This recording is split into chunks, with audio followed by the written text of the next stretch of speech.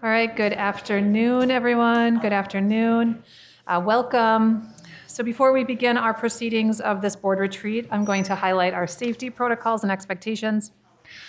Due to CDC guidance placing Kent County in the substantial risk category for transmission of the COVID-19 Delta variant, we are requiring masks indoors for anyone on the grounds of GRPS property, for all students, staff, and visitors, regardless of vaccination status. If you need a mask, those are available for you at the entrances. Public comment cards and meeting agendas are located on the tables within the board chambers at both entrances. Once you fill out a comment card, please submit this in the drop box next to the comment cards. Our board assistant will collect those cards, and when I call for public comment, she will deliver them to our board secretary, Ms. Lewis. I will call on each individual one at a time to address the board at the presentation table. On behalf of our superintendent, Dr. Ledrian Roby, and the Board of Education, thank you for being here in attendance with us. And with that, I will call this meeting of the Board of Education for our special board meeting and board retreat to order. Today is Monday, November 8th. Ms. Lewis, will you please call the roll? Mr. Ross? Here. Mrs. Williams? Dr. Baker? Here. Ms. Davis? Dr. Flores? Present. Ms. Grant? Here. Ms. Lewis here? Reverend T.S. excused. President Shockey? Here. We have a quorum. Thank you very much. May I please have a motion for approval of our agenda? So moved. Support. All in favor, say aye. Aye. All opposed, same sign. All right, motion carries. Next, we'll move on to public comment for agenda and non-agenda items. I do see one this afternoon, so just know you'll have company there at the board table. Ms. Lewis is going to read the protocol for public comment, and then I'll welcome forward our guest.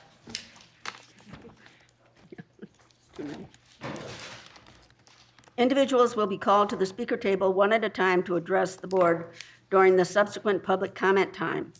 Public comment is limited to 3 minutes per person. You will need to state your full name before providing your comment. You will then start the timer. We will then start the timer at the beginning of your public comment time and provide you with a 1-minute notice indicating 1 minute remains. You will need to complete your comment time upon being notified that the 3 minutes have passed. Board members do not respond to the public comment. Concerns will be brought to the attention of the appropriate staff. We value your input and thank you for sharing with us. All right, thank you, Ms. Lewis. It is my pleasure to welcome forward Mr. Aaron Toffoli. Yes, please. Mm-hmm.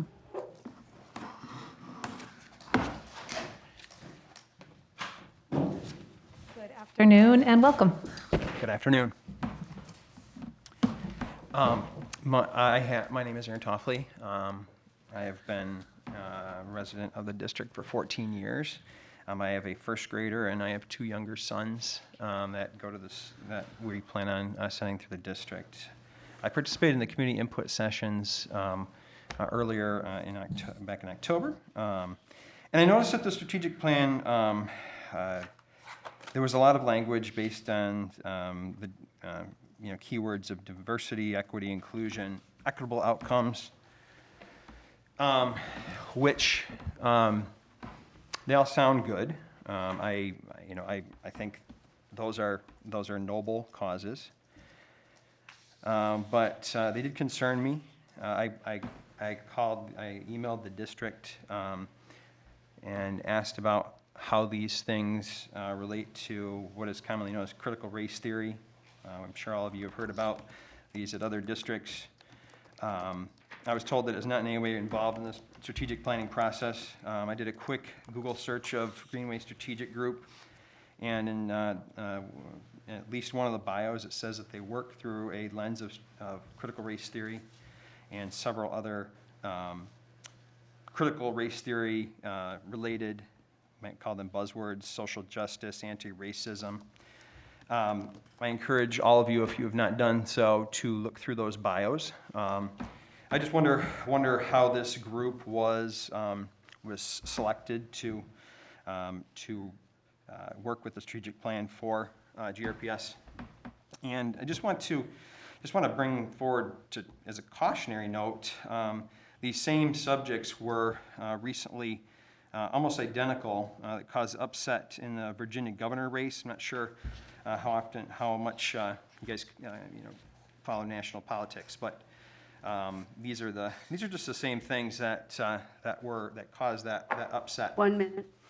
The strategic plan, I feel like it plays lip service to a lot of these issues.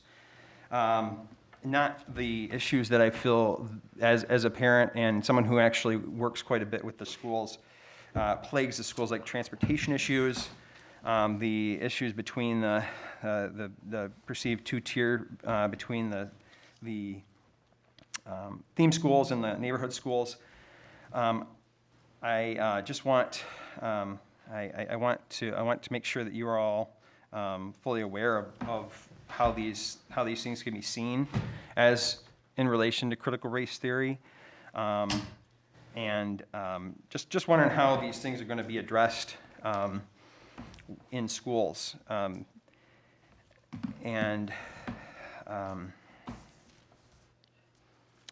yeah, and in relation to the equity vision statement, just how these things will be. Thank you. Is my time up? Yep. Okay. Thank you for allowing me time for my comments. All right, thank you very much for your comments. Okay, we have another, I'd like to welcome forward Deanne Jones, excuse me.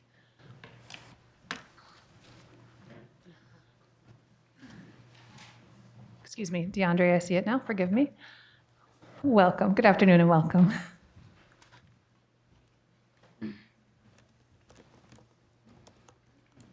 Hello, my name is DeAndre Jones. I stay in the city of Grand Rapids. I'm here to speak about a couple things. I've been to a couple of the community input meetings, and as I've talked about, I like the school board or the school district to implement esports. I would like the school district to implement sustainable business practices, renewable energy, and more resources for kids in special education. I forgot to mention last time that at the last meeting I was at, provided someone from the school board some video games for kids in special education that actually helped them with their comprehensive skills. It actually helps them be able to perform better in school. It's also something that's educational, and it's something that's fun for students. I was personally in special education, so with all of the great feats and things that I've accomplished, I understand how it is to be in special education, and so I'd definitely like to see more resources in that implemented. I would like to see the sustainability business practice implemented into the school district, because there's a lot of money that can go back into the schools, whether that's going into salaries for teachers, whether that's going into facilities, whether that's going into just healthy schools and being able to change the curriculum and educating kids, or schools that may be in predominantly impoverished neighborhoods to be able to educate people on climate change. I believe that'll also have an effect on the students, but also have an effect on the parents to be able to teach them about things that are affecting the community. Also having an effect on the carbon emissions, and there's a climate change coalition that's actually pushing for sustainability. I don't know if the school district would be willing to be a part of that, but I know that the school district can actually play a part of it without having to join the coalition by reducing the carbon emissions.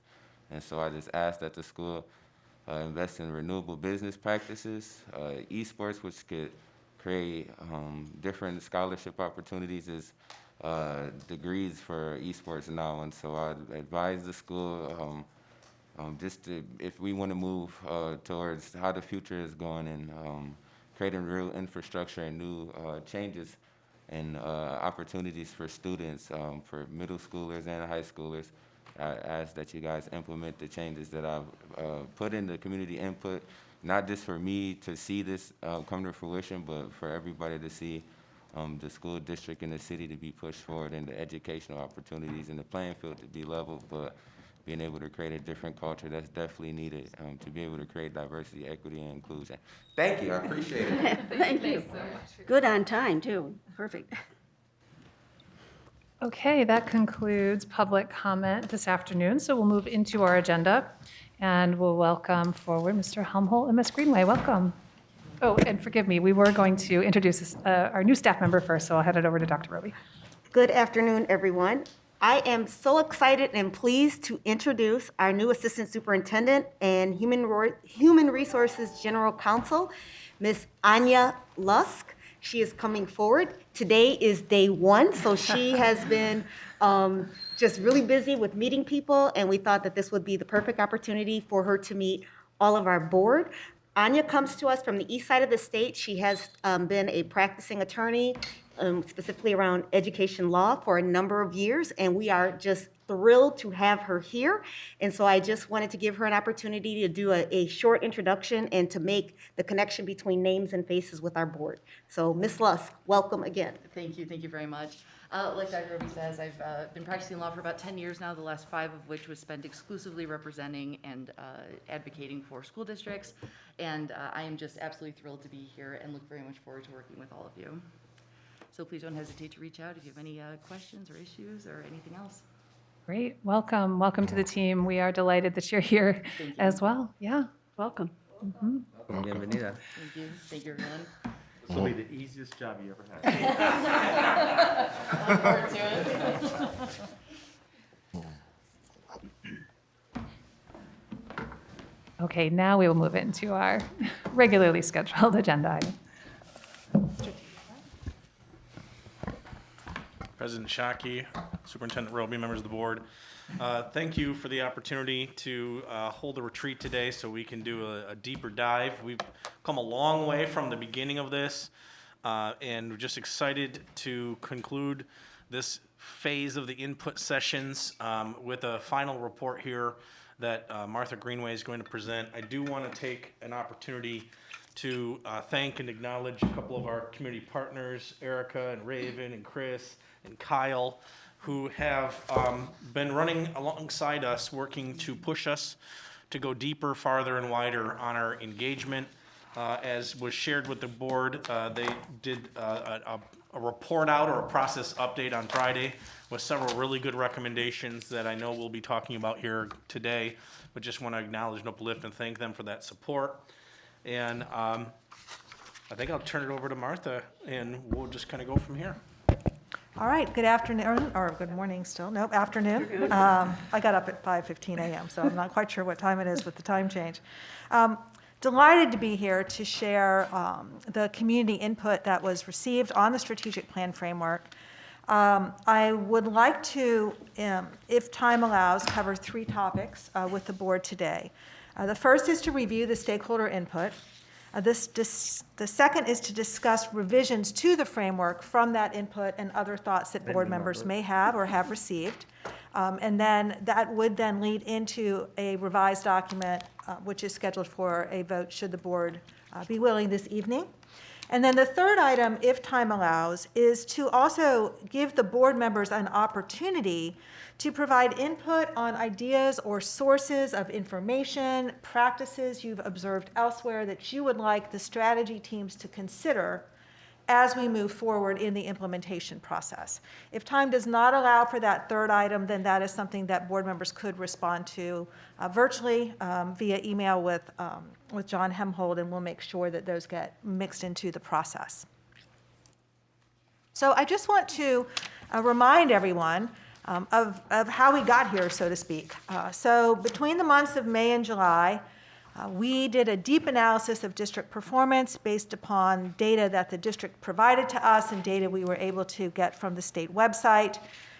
We also paid considerable attention to previous stakeholder input. And I do want to note that we embarked on this process with the benefit of a great deal of stakeholder input that the district had already gathered in the pretty recent past. And so as you'll see, we were advised not to go out and ask the broad community once again for general ideas, because that information had been collected very recently. And I think as we go forward, you'll see that that was a sound guidance, because what we've come up with, for the most part, people are not seeing anything in it they disagree with. There are certainly opportunities to enhance it, but what we came back with resonated with what people, because it was organic and it came from work that had already been done.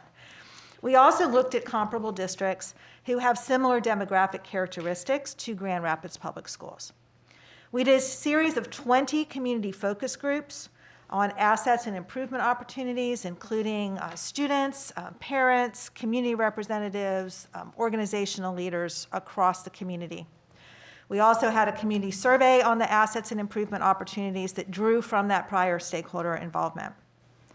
A representative group of stakeholders then met in our design session to review the findings and draft the priority student outcomes and strategic themes, which the board reviewed in September. So since that meeting in September and throughout October, a number of stakeholder feedback sessions and a survey were held, which we have now analyzed and are here to share those results with you. And then, as referenced, the board is scheduled to vote on the refined strategic plan framework this evening if that seems to be the thing that you are ready to do. And so, as John referenced, I just want to highlight the tremendous amount of energy that has gone into these input sessions. It really is unprecedented in the kinds of work that we do. And I want to just share that in total, over 450 people provided input at the input sessions. Additionally, we had 326 students, and we had 120 respondents to a survey. So over 775 people individually engaged in this work with thousands of comments that were reviewed. Each of the comments that we received were placed into a spreadsheet according to the question they referred to. Every comment was read and categorized. There was then a review of that categorization by a second person to validate it and to recommend adjustments. Then adjustments were made. And so what we're sharing with you tonight, or this afternoon, is a validation of all of those comments and how they are grouped together into common ideas or concepts. So what is on this slide are the sessions that Grand Rapids Public Schools convened and managed. I should note there was also a group that I facilitated with, I believe it's called the Special Education A-Team, but a group of special education parents that were specifically gathered also to provide input. The partners that John referenced did a tremendous job of reaching out through their networks and organically growing a number of opportunities for people throughout the community to come together and discuss the strategic plan framework. And you see those represented here. We did not get a number for the second Garfield Park Neighborhood Association meeting on October 30th, but we imagine that was probably about 10 people as well. So a very diverse effort to reach out into the community and hear from a lot of voices. We also engaged middle and high school student groups. John and community partners engaged with Bridge Street Ministries, as well as the Boys and Girls Club. And then we held a session at every single high school to get student input. I do want to note that the input in the more general community input sessions focused on 5 questions. What works well? Is there anything you disagree with? What is missing? Now, what is missing is critical because we don't want to presume that the strategic themes we came up with were necessarily the right ones. So by asking what is missing, it allows sort of the blank space to emerge of things that people might be looking for. They were then asked, within each of the strategic themes, what ideas do you have for how the district can implement these to achieve student success? And then lastly, they were asked what would help them to be influencers of their community school. That last question was actually designed at the request of the community partners, and they will be analyzing that information directly. The fourth question, where we asked what would you want to see happen within each strategic theme, that actually doesn't influence the framework. That influences the next step, which is what are we going to do? So we're not going to share that information with you tonight. That will be given to the strategy teams to do their work. So tonight we're focusing on what worked well, what people disagree with, and what they feel like is missing so we can get the framework right before going the next step. The student conversations really focused on their experiences and ideas within the strategic themes. And so that is being analyzed specifically to inform the next step. And we asked those questions in this manner. We said, within this strategic theme, what has supported you? And we talked primarily to high school students, and we asked them to reflect on their entire time in Grand Rapids Public Schools. Like, what has supported you in this area? And then we asked them, what has gotten in the way of your success? And then the last thing we asked them was, if you had a cousin who was entering kindergarten, and you could change their entire educational experience, what would you put in place in this area to support them that was different than what you had? So trying to kind of get concrete about, if they could wave a magic wand, what would they change? And so those were the questions that these students were addressing, and that information will be available by the end of the week to inform then what is the work that needs to happen in the strategic plan. So that's a little bit about the process. I Yes, have one Ms. Graham. quick question. So when that information is distilled and makes it to us, will we still be seeing like direct quotes and direct, like, I would really like to hear the actual student voices instead of it being processed through like a bunch of groups and kind of packaged for us? Is that going to be possible? Yes, Or is so actually for all the information I'm sharing today and the feedback from the students, the detail is available. So if you are interested to see the verbatim statements of the students that fell into each category, we can make that available to you. I would love that. I think that's important. Yeah. And that level of detail will be given to the teams at the next phase so that So they we can just have a copy of what's been given to the team. Yes, so we'll Perfect. make that available to the board as well. Thank you. Are there other questions about the process that we can answer at this point? Okay. So I'm going to run through the major categories of the responses and trying to make this as accessible as possible because there's a lot of information here. What we've done is the items where there were 20 or more comments, and I will just mention that the comments either reflect an individual survey response or a small group comment. So there's not necessarily a one person per comment connection because some of the small groups may have had 4 or 5 people in them that made the comment collectively. If the comment or category received more than 20 mentions, either through the survey or an input session, it's in the large font. If it received between 10 and 19 comments, it's kind of in that middle bolded category. And if it received between 5 and 9, it's in the regular font. So we're including here anything that got mentioned 5 or more times is what we're showing you today. What works well, the number one thing mentioned were kind of general positives. And so those included, they liked the succinct framework.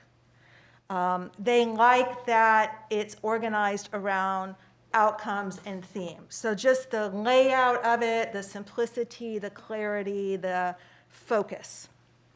The equity vision statement in general received 28 mentions. Valuing all school options. The framework is student-focused.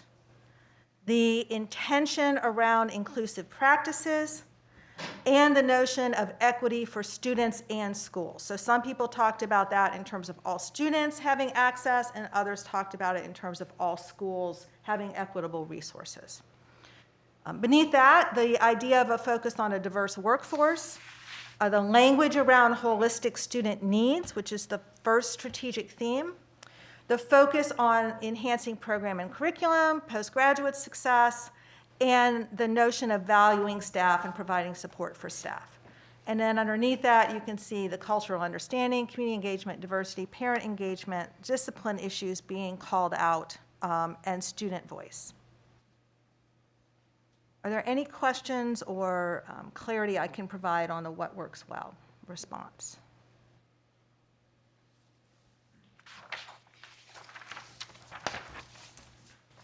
If not, So, as I think I referenced earlier, in regard to what do you disagree with, there were very few, this had the lowest number of comments overall, and there were very few categories that had 5 or more responses. The most common mention was, I don't disagree with anything. And again, when we get to what's missing, we'll see they think there's some things we could add, but for the most part, what was on the page resonated with people. The next most common thing that people mentioned was that the implementation details were lacking, which is intentional because we don't want to move into that until we know the framework is correct, but people are anxious for that. The next category, which only did have 5 mentions, but there were some that were uncomfortable with the outcomes calling out academic disparities for Black and Latino students, and who thought that the plan should not address disparities among groups, but should be more generally oriented toward all students doing well. There was also a number of people who referenced that the outcomes should be reordered. Of course, those 5 comments didn't want them in the same order, but just ideas people had about reading the outcomes in a way that either they saw as a priority, but they thought that maybe they should be rearranged. So there was, as I said, no consensus on how those might be rearranged, but certainly when we look at the framework, the board can reflect on whether you think maybe listing them differently would be beneficial. Are there any questions about the disagree with? So when we get into what's missing, here's where we get the most activity.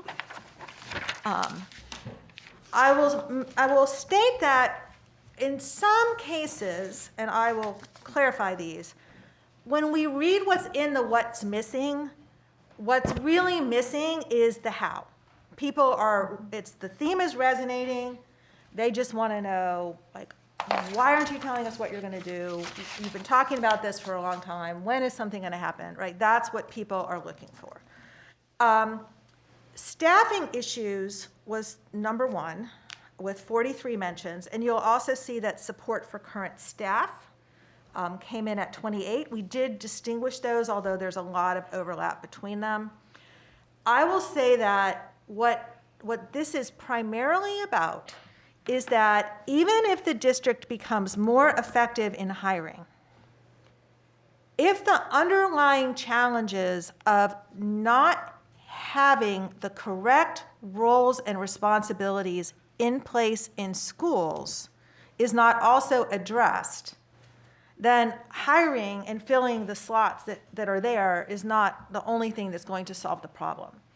And a lot of what people, and this was not only employees, because we did look to see whether any of these were unbalanced in terms of more often mentioned by community or employees or parents. This is universal. Positions that support schools and students, such as counselors, social workers, maintenance, the sense that's coming out here is that because there are not sufficient allocations of those types of roles, there is a burden on principals and teachers that is preventing them from being impactful. There are issues here also around compensation, around the value of the teaching profession. Those are not unique to Grand Rapids Public Schools. But as you'll see, we do have a recommended change around this notion that there needs to be an assessment of what levels of staffing will lead to student success, and that needs to be defined along with kind of fixing the hiring processes. Because if we just fix the processes but we're not filling the right slots, we're not going to address the staffing issues as perceived by the stakeholders. Is that making sense?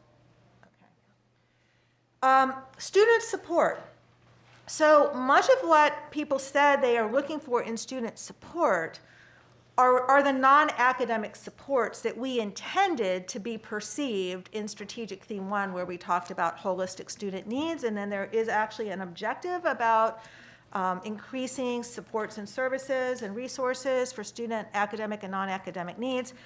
What's pretty clear is that that notion of academic and non-academic needs is not resonating with people, because they're coming back and saying, we need support for mental health, we need support for students' basic needs, we need support for students' emotional wellness. And so that, while it wasn't intended to be missing, it's not being clearly seen by the people looking at the framework. Equity and access among schools. I believe when you look at the comments, it's really not something that is missing from the framework. What's missing is, so what are you going to do about this, right? I think people like that they obviously like that it's on there and they support that, but the difficulty of actually doing something about that is what people are not seeing quite yet, which we know. Parent engagement. A lot of comments about parent engagement. And this is about there is language in there about supporting parents to support the success of their students. But this is about parents having influence over district decisions and people feeling like that is missing.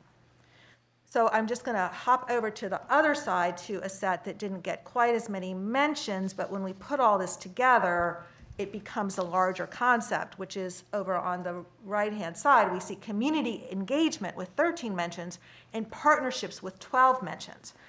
And so it's really coming up with this kind of big notion about there's not enough in there about being a partner with parents and the community in order to affect student success. And as referenced when we made the presentation on our analysis findings, there is frustration with people's attempts to work with the school district in that regard and influence district decisions. And there is a perception that in previous times, the district has invited input, but it has not actually influenced district decisions to the extent people expect it to. So those things kind of all bake there in together.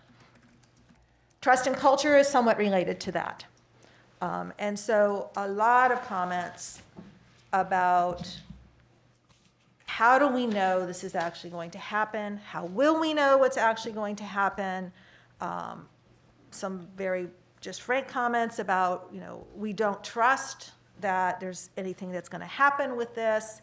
And you'll see again on the right side, not quite so many mentions, but this category of accountability plays into that, right? So it's the trust and the culture and the concern that there's going to be a lack of accountability. Like, where's the metrics? Where does it say who's going to do what? Where does it say when? How are we going to know if this really happens? From there, I believe that people are looking for some specific things about professional development, and if you read those comments, it's kind of a list of what people think that should be about per specific content areas. We already noted under what you disagree with, people are saying the implementation details are lacking. Specific programs and activities, just as the gentleman who spoke earlier mentioned opportunities around sustainability. There are specific notions of programs and activities that could enhance the district. Athletic comes up here. It did not come up enough to really make it its own category, but that's where we put people who mentioned athletics. The opportunity for esports came up here. So there's a lot of kind of disparate notions about other types of offerings people would like to see. Special education. And so there is a sense that for those who have a particular interest, affiliation, or investment in special education, that is not specifically addressed. And I think that they're kind of back up to the engagement and trust and culture. There are people who work with or have students with special needs who perceive that the district has not been as responsive to those needs as it could be. And so that is kind of what's emerging there. Specific curriculum areas, just like specific programs and activities, things people want to have taught more, financial literacy, there's lots of different ideas there. I already mentioned community engagement, partnerships. I think communication boils up into that too. Transportation issues, clearly heard this a lot in our initial stakeholder engagement. And so there are just very specific issues around students' ability to get to school and the influence that has over choices that those students have. I'll also just foreshadow that when we talk about to students what gets in your way, transportation comes up frequently in the theme around accessing programs and services, equitable access. So just to foreshadow that a little bit, I think that there needs to be some implementation work around transportation within that category of the strategic theme around equitable access, because it's clearly a barrier. Disciplinary practices. So this one is interesting.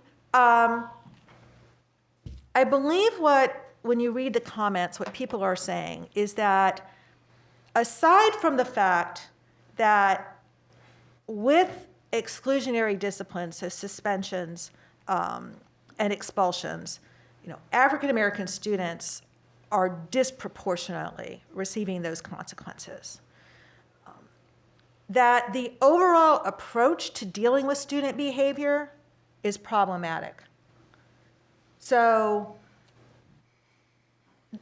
people looking for practices like restorative justice, restorative practices, ways to intervene in student behavior that don't result in consequences that interfere with students' sense of engagement and belonging, and also that emphasize positive behaviors.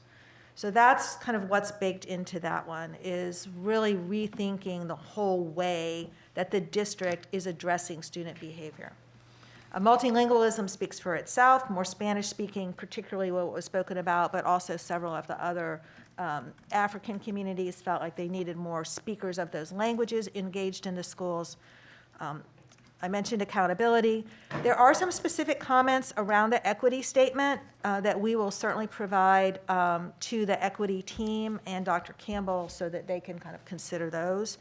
And then specific things people are looking for around additional focus on career preparation, funding, how are we going to do this if we don't get more money, the effect of the pandemics, and supporting students after graduation. So what questions or observations does the board have about that list?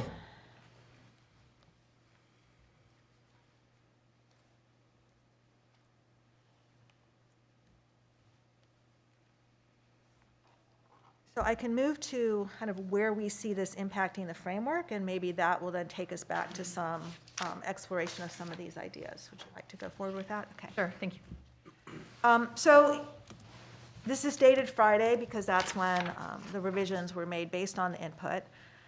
So you can see the outcomes, which I think in the work we did with Cabinet kind of to finalize this was sort of thinking about the trajectory of a student's experience in some ways. And that was kind of what was leading through here. But one could certainly move those around. One could avoid numbering them all together so there's not some implication of priority or sequence. But that is certainly something that could be considered. I will say I don't think that there was any preponderance of commentary that those were not the right outcomes. And I think they're clearly supported by the data and the input in phase one. So under theme one, meet holistic student needs, there were a considerable number of people and groups that word holistic really resonated with. So a couple of suggested revisions. One is empowering families to support students. When one looks at the parent engagement comments, I think that inadvertently focusing that statement on needs implies a deficit orientation, right? Like we want parents to help, fix their kids or deal with them when they have an issue, as opposed to we want to empower families, to support their students, to be successful in general. And so that seemed to be an important adjustment.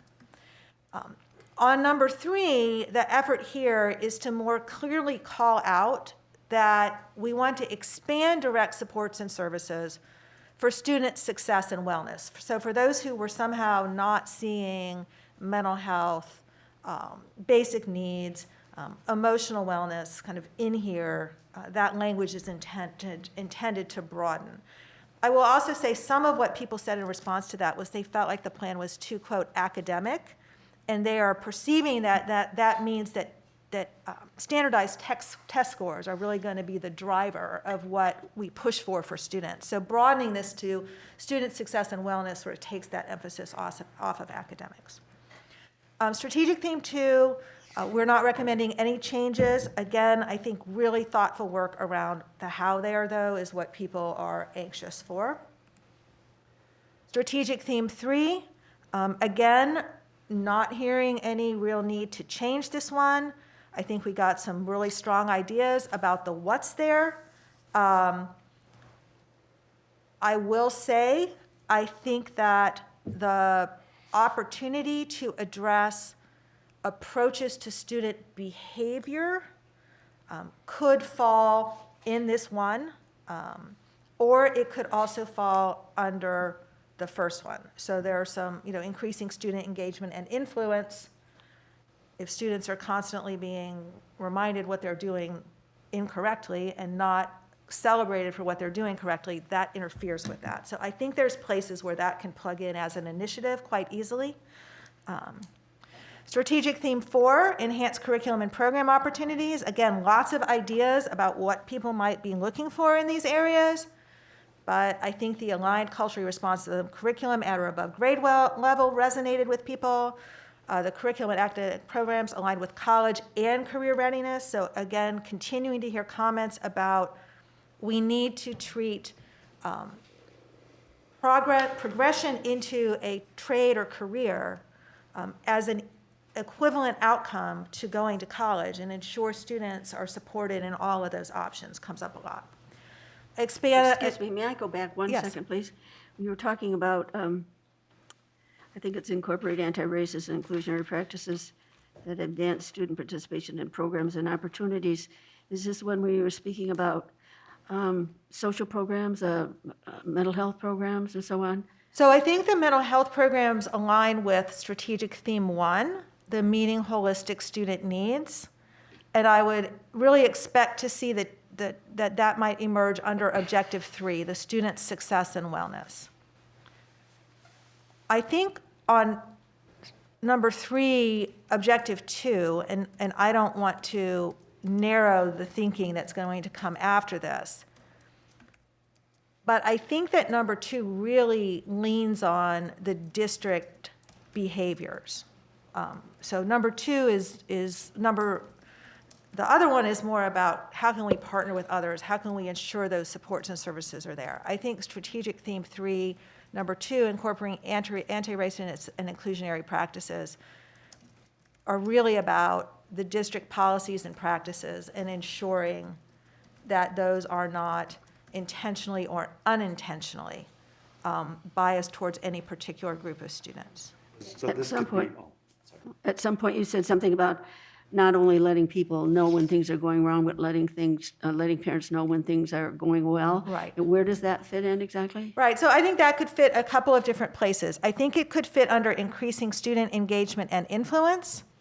And I also think it could land under equitable systems. And so I think we need to kind of leave that to the process to see where the teams feel like that belongs. Okay.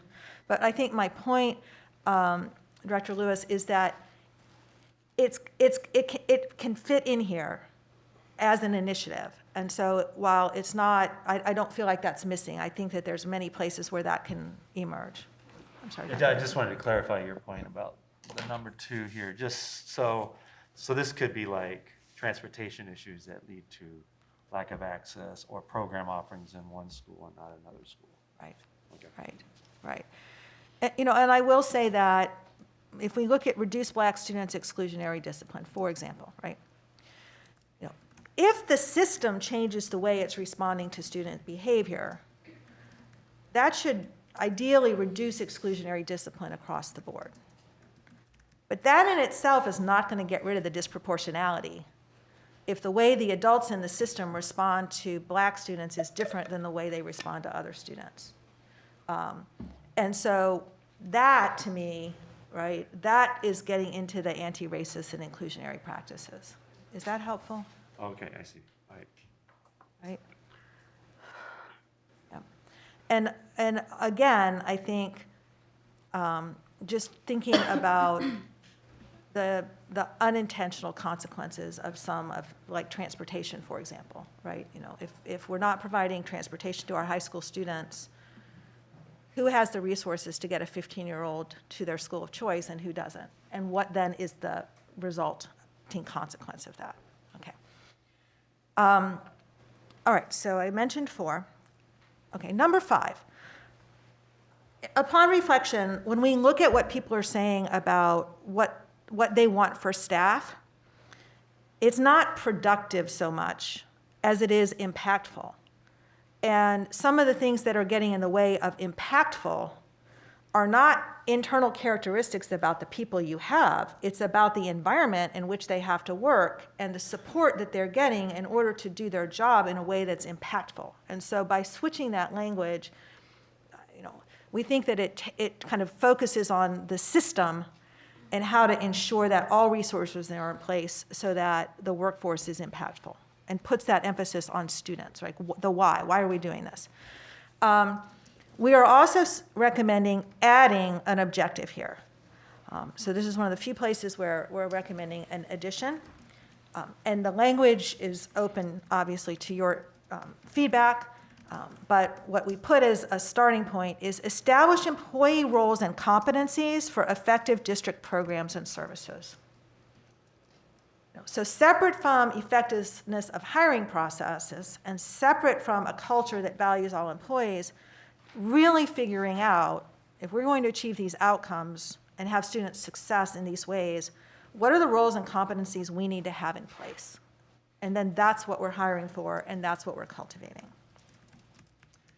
And then we are also recommending, based on the feedback, which was pretty overwhelming across a number of categories, that we need another strategic theme, which is to enhance community collaboration. And we have identified kind of one objective there for the moment, which is to expand partnerships aligned to community and student success. So we're thinking about this, of course, in terms of student success, but we also heard a lot about the school district's role in the overall success and health of the community. So also thinking about those partnerships, through the through college group, for example, about what does our community need and how can we expand partnerships so we are really adding value and being a thoughtful and conscientious partner to the broader community. So based on the feedback and our kind of contemplation, this is our initial recommendation to the board for some revisions. And I believe now Ms. Schottky will open it up to see what thoughts the board may have. I suppose I could use a bit of direction too from you. What is most valuable for you to hear from us at this time? Do you want us to have a discussion specifically about the themes and objectives, and if we are in alignment with those? I don't know, do you have a recommendation about where we should start? So if we want to go through it sequentially, which we may or may not stick with because Sure. it is kind of all connected, but perhaps we could start just with the outcomes and ask for affirmation that the outcomes still seem right to people, and would anybody recommend any revisions to those, including the order or way they're identified? So I just have a question, and this may be totally misplaced. I think I'm still grasping the full process of this planning portion. So forgive me if this is the wrong place, but these 6 will be our total focus for this framework and planning process, or will there be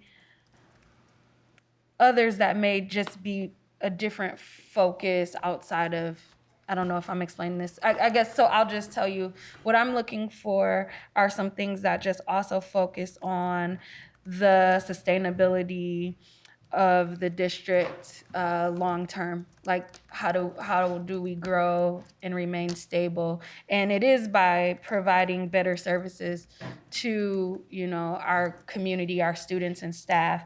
But I guess I'm also just concerned about the fiduciary growth and responsibility of the district. So I'm wondering, is that conversation, are we addressing that, or? So thank you for that, Director Grant. So the outcomes in the approach that we bring to you is that the outcomes need to be squarely focused on students. Okay. Then the question becomes, in order to achieve these outcomes, what do we need to do as a district? So then the response to your question would be, do you think that in here are approaches that would support the financial sustainability of the district, or is there work that has to be done that's missing from the strategic plan framework, and that would be added into the themes and objectives? Okay. I understand that, and it does make sense to me. I just hope that we have some quantifiable outcomes that tell us we're headed in the right direction. And so if that conversation is only had as a strategy for an outcome, it may not, and it may, and I'm sorry I hope this is making sense what I'm saying, but if we're not saying this is what financial stability and health and growth looks like for the district, but like clearly defining that and then having strategies for that, and it's simply a strategy for other outcomes, I'm just wondering how intentional and focused we're going to be on it. Yeah, so let me say two things to that. The reason we focus plans squarely on student outcomes, and I am not saying this is what you're suggesting, but imagine a world where the primary purpose and intent of the school district was to be financially sustainable. Like that was our focus. So that could lead to some behaviors that were not aligned to the equity vision or the purpose of the district. And so by saying, based on our data, over the next 5 years, these outcomes are the things that we really want to drive improvement toward. That's the focus for the plan. Then we work as the strategic plan on things that will collectively allow us to achieve those. No, I totally understand that. It's just hard to provide quality care and, education for students without that financial And so piece. Can I interject? Just as I'm looking, because I agree that the outcomes have to be student focused. Right. But then as we look at themes, and again, I know that theme 6 was a result of kind of all of our conversations to kind of drill into what Mrs. Grant is saying, and wordsmithing on the fly. So please, understand that to strengthen community collaboration and overall wellness of district, and then moving to objectives, then it could be specifically called out around the financial health of the district, if that makes sense. I don't think an outcome needs to specifically be about finances. At the end of the day, we have to be financially stable. Yeah. But I think that we can, in an outcome, say the district needs to be stable, right? Like it needs to be growing, and so I totally agree with what you're saying. We need to be student focused, but in order for us to do a good job, be student focused and attract quality talent that can help us meet these outcomes, we have to be financially stable as well. So I think to Dr. Roby's point, where I was headed is I think that it could actually become an objective, which is a measurable thing that you will be accountable for. But it's a means to, Absolutely. right? Yeah. I mean, if you're not financially solvent, you're not going to achieve any of those outcomes. So Strategic theme number 3 under number 1 seems to it gets into the equitable distribution of resources based on student needs. I don't know if that's another potential area where it could be included. That's the theme where I was thinking it made the most sense to talk about financial stability and sustainability and growth can ensure equitable access long-term. It's when we have destabilized financial structures that we inadvertently sometimes create inequitable access, right? Where we have to pick and choose where we spend. I first thought you were talking about metrics, but I want to come back to that. But just on this issue, I think that we spend a lot of time. I mean, I'm on a lot of boards, and it seems like all we do on most boards is talk about finances. And so we have a finance committee. We have a policy about how much money we can. I mean, so I think that these issues get at what the objectives of the district is. And if our finances are struggling, it's because we lose students because we don't do these things. And so I would be okay with leaving finances out of this because we do it all the time. So every board meeting, we talk about finances. We don't talk about these other things at every time. So I think that that's really important. So on a second issue, which is maybe this is what is it if we have to have metrics. So these are the objectives. So for instance, this new objective, strategic theme 6, when you went through the findings from the community input, I didn't hear you say we don't have enough partnerships. I heard you say we're hard to partner with. And so I would imagine that we would not have a metric to say number of partnerships. More is better. Mm-hmm. And we measure growth by how many because we can create partnerships and still be hard to partner with. So I think that we do have to be, but that seems like something that would come later when we would figure out the metrics. Yeah, so perhaps what you're suggesting is we could say, enhance partnerships aligned to community and student success, as opposed to expand, which implies more is better. Mm-hmm. Yeah, strengthen or enhance were words that I align with Dr. Baker. I will say there. it's somewhat both. Yeah, I agree, because I think ultimately But- they're connected, but we could just, More superficial We could just have a partnerships, lot of right, partnerships is not the and not- answer. Yeah.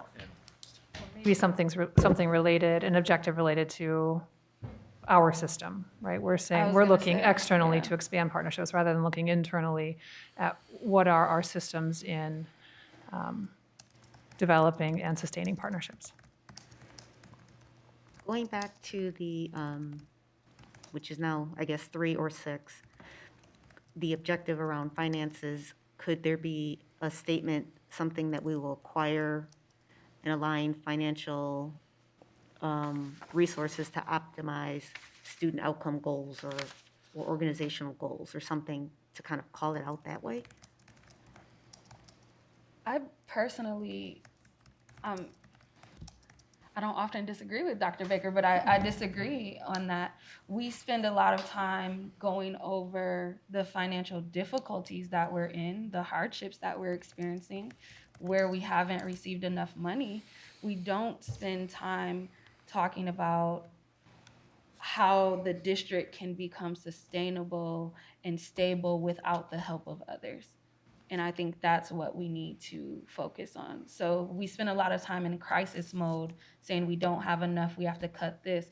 And that in itself should lead us as a board that's trying to govern this district to say, we don't want to keep having those conversations. Let's put ourselves in a position to have different conversations.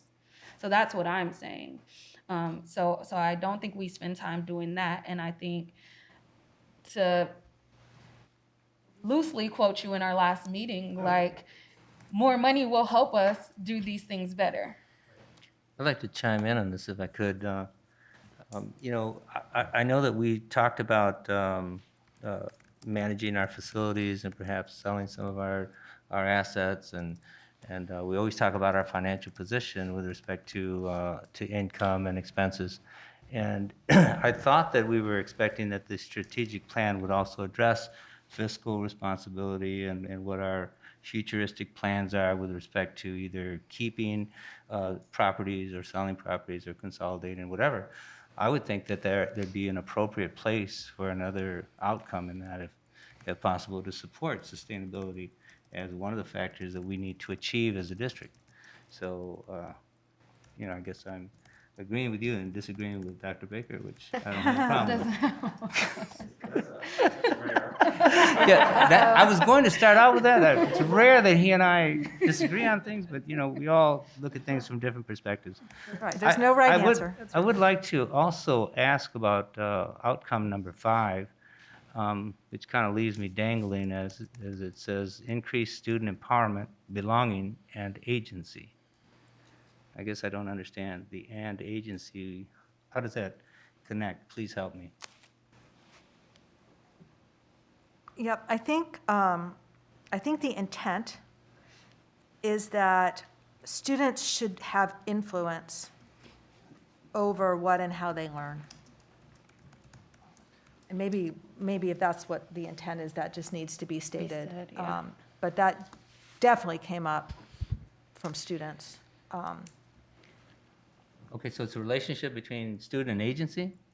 So agency is, having to do with that they have they have influence, that they have impact, that they can control things. And so, one could argue that perhaps empowerment incorporates that idea as well, and maybe it's enough to say student empowerment and belonging.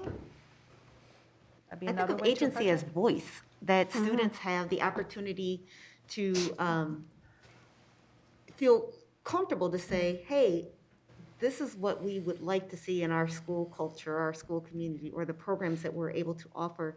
And I think about the example just recently where we shared with our board that our students said, we need a little bit more support for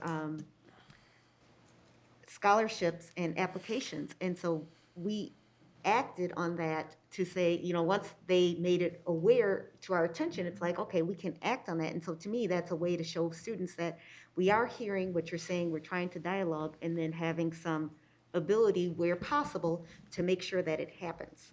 But to Yeah, give a I space think for that. the word agency is needed because empowerment to me is they feel comfortable saying what they need and want. And an agency is that we're acting on what they're saying.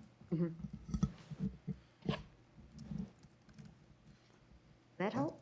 Thank you. I was just still lost on the word agency and its use, but,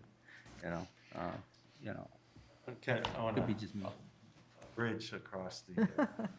The divide. No, I do think, what I like about the way that this discussion has gone with this is that, what I appreciated about like the conversation around discipline is that it's that your framework was based on what you heard, isn't that we need to learn to treat and behave and connect with students differently.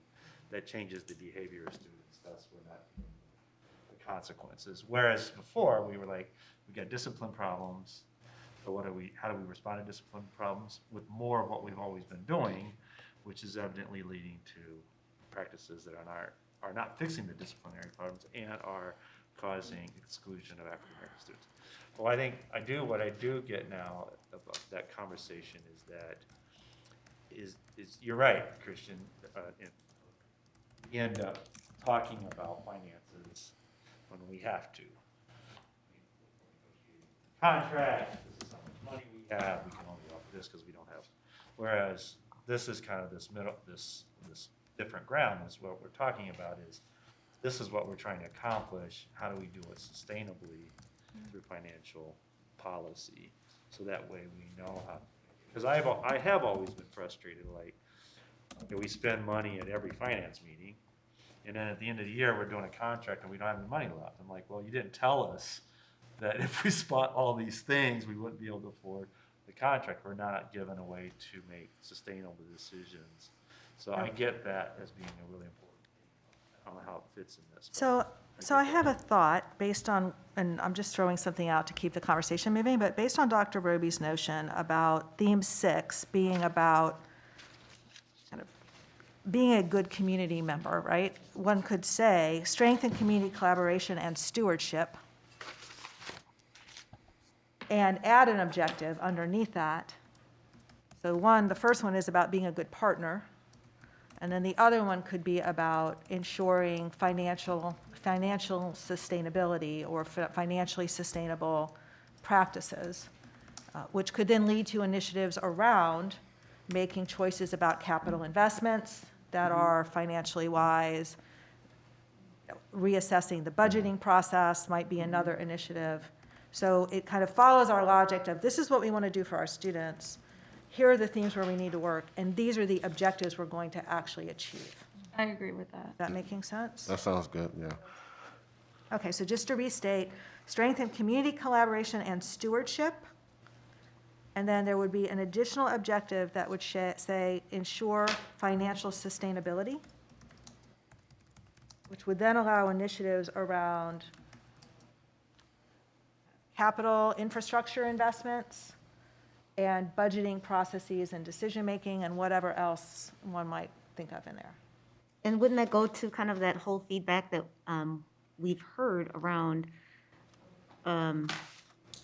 because how I imagine this in my head is that we'd have structures around, as people want to partner, it has to be financially appropriate for the goals laid out with outcomes, because I know that a lot of people like to partner, but if it's not aligned to our district goals for outcomes for students, then it may not be the right partnership at the time. Last question, and I'm gonna leave finances alone, but I'm wondering, in this structure, does this allow us room to define what is stability, or what are our goals? And I'm just saying this because we looked at the chart in the last work session, and it's like the fund balance is here, and it's here, and it's here, and we know what the number is where our feet are to the fire, but what's the number where we're comfortable for 10 years, 15 years? And so does that, making this an outcome and making this an objective instead of an outcome, does it allow us room to still define that? Yes, so the measurement framework would consist of measures for the outcomes, which ultimately would have a baseline and a target for where you want to be. And the first thing that the teams who work on each of these strategic themes is going to do next is brainstorm about success indicators on the objectives. And so ultimately, those will be refined so that you will have a framework where you would be monitoring the outcomes and you would be monitoring progress on each of the objectives. So in a prior world, we had financial metrics such as a target number of months in the fund balance, a percentage of revenue versus expenses at the end of each year. That was sort of the variance that the board was willing to tolerate. Different metrics like that defined, like, here's what we consider financially sustainable, so that provided guidance, and then these decisions were made in line with trying to keep. Is that kind of that helps? Yes, thank you. That was where my question was when you first started talking, Christian, not just with finance, but my question with outcomes is, are these measurable and specific and time-bound? But you're saying that's later in the process? Yeah, we want to make sure they're the right ones first, right? And then we'll work with the district kind of research division. And I will just put a caveat in there that this is not the best time in the world to get baseline data, but theoretically, what would be the indicator of literacy proficiency? Yeah, how do we know we're successful? Exactly. What does increase mean? Right, and then, even the ones that might seem softer, like student empowerment agents, belonging in agency, there are indicators of whether students are actually exhibiting that can be tracked. So that the board could expect to see around the April timeframe. We would be coming back with recommendations on the metrics. Wonderful, thank you. Could I go back to what you disagree with for a moment? Because I didn't comment when you were there, just waiting to keep I didn't want to interfere with your flow and presentation.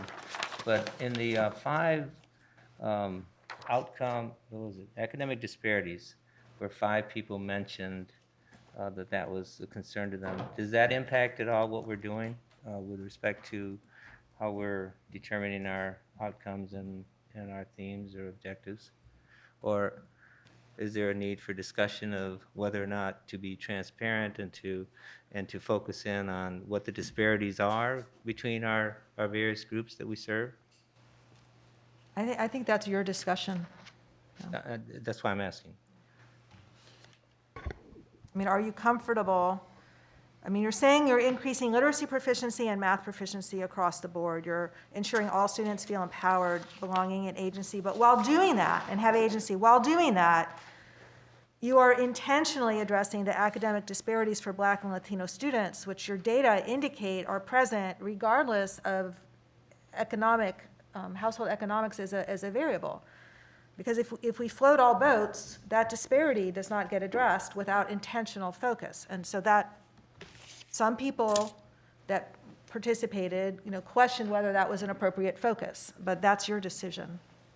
And the reason I raise that also is because I think that we've made tremendous progress in analyzing data, in reporting data honestly, and in giving our leadership a more accurate reflection of what reality is with respect to outcomes, academic outcomes, and disciplinary disparities as they relate to race and ethnicity and gender in this district. And I think that without that data, that honest data being presented in an authentic manner, that we really can't get ourselves a clear, or give ourselves a clear picture of what reality is without that data. And so I would advocate that we continue to have that data and that we continue to report that data honestly and transparently so that it impacts our decision-making.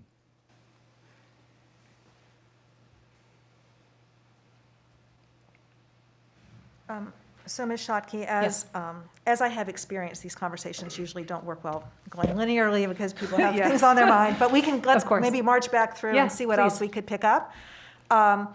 So I'm not hearing any call out further to address the outcomes.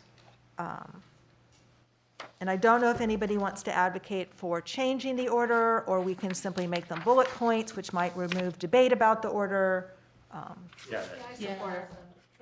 Numbering of the outcomes. Take the numbers off, Yes. okay? We have to get to consistent agreement on which is 1 through 6. Exactly. We could be all day.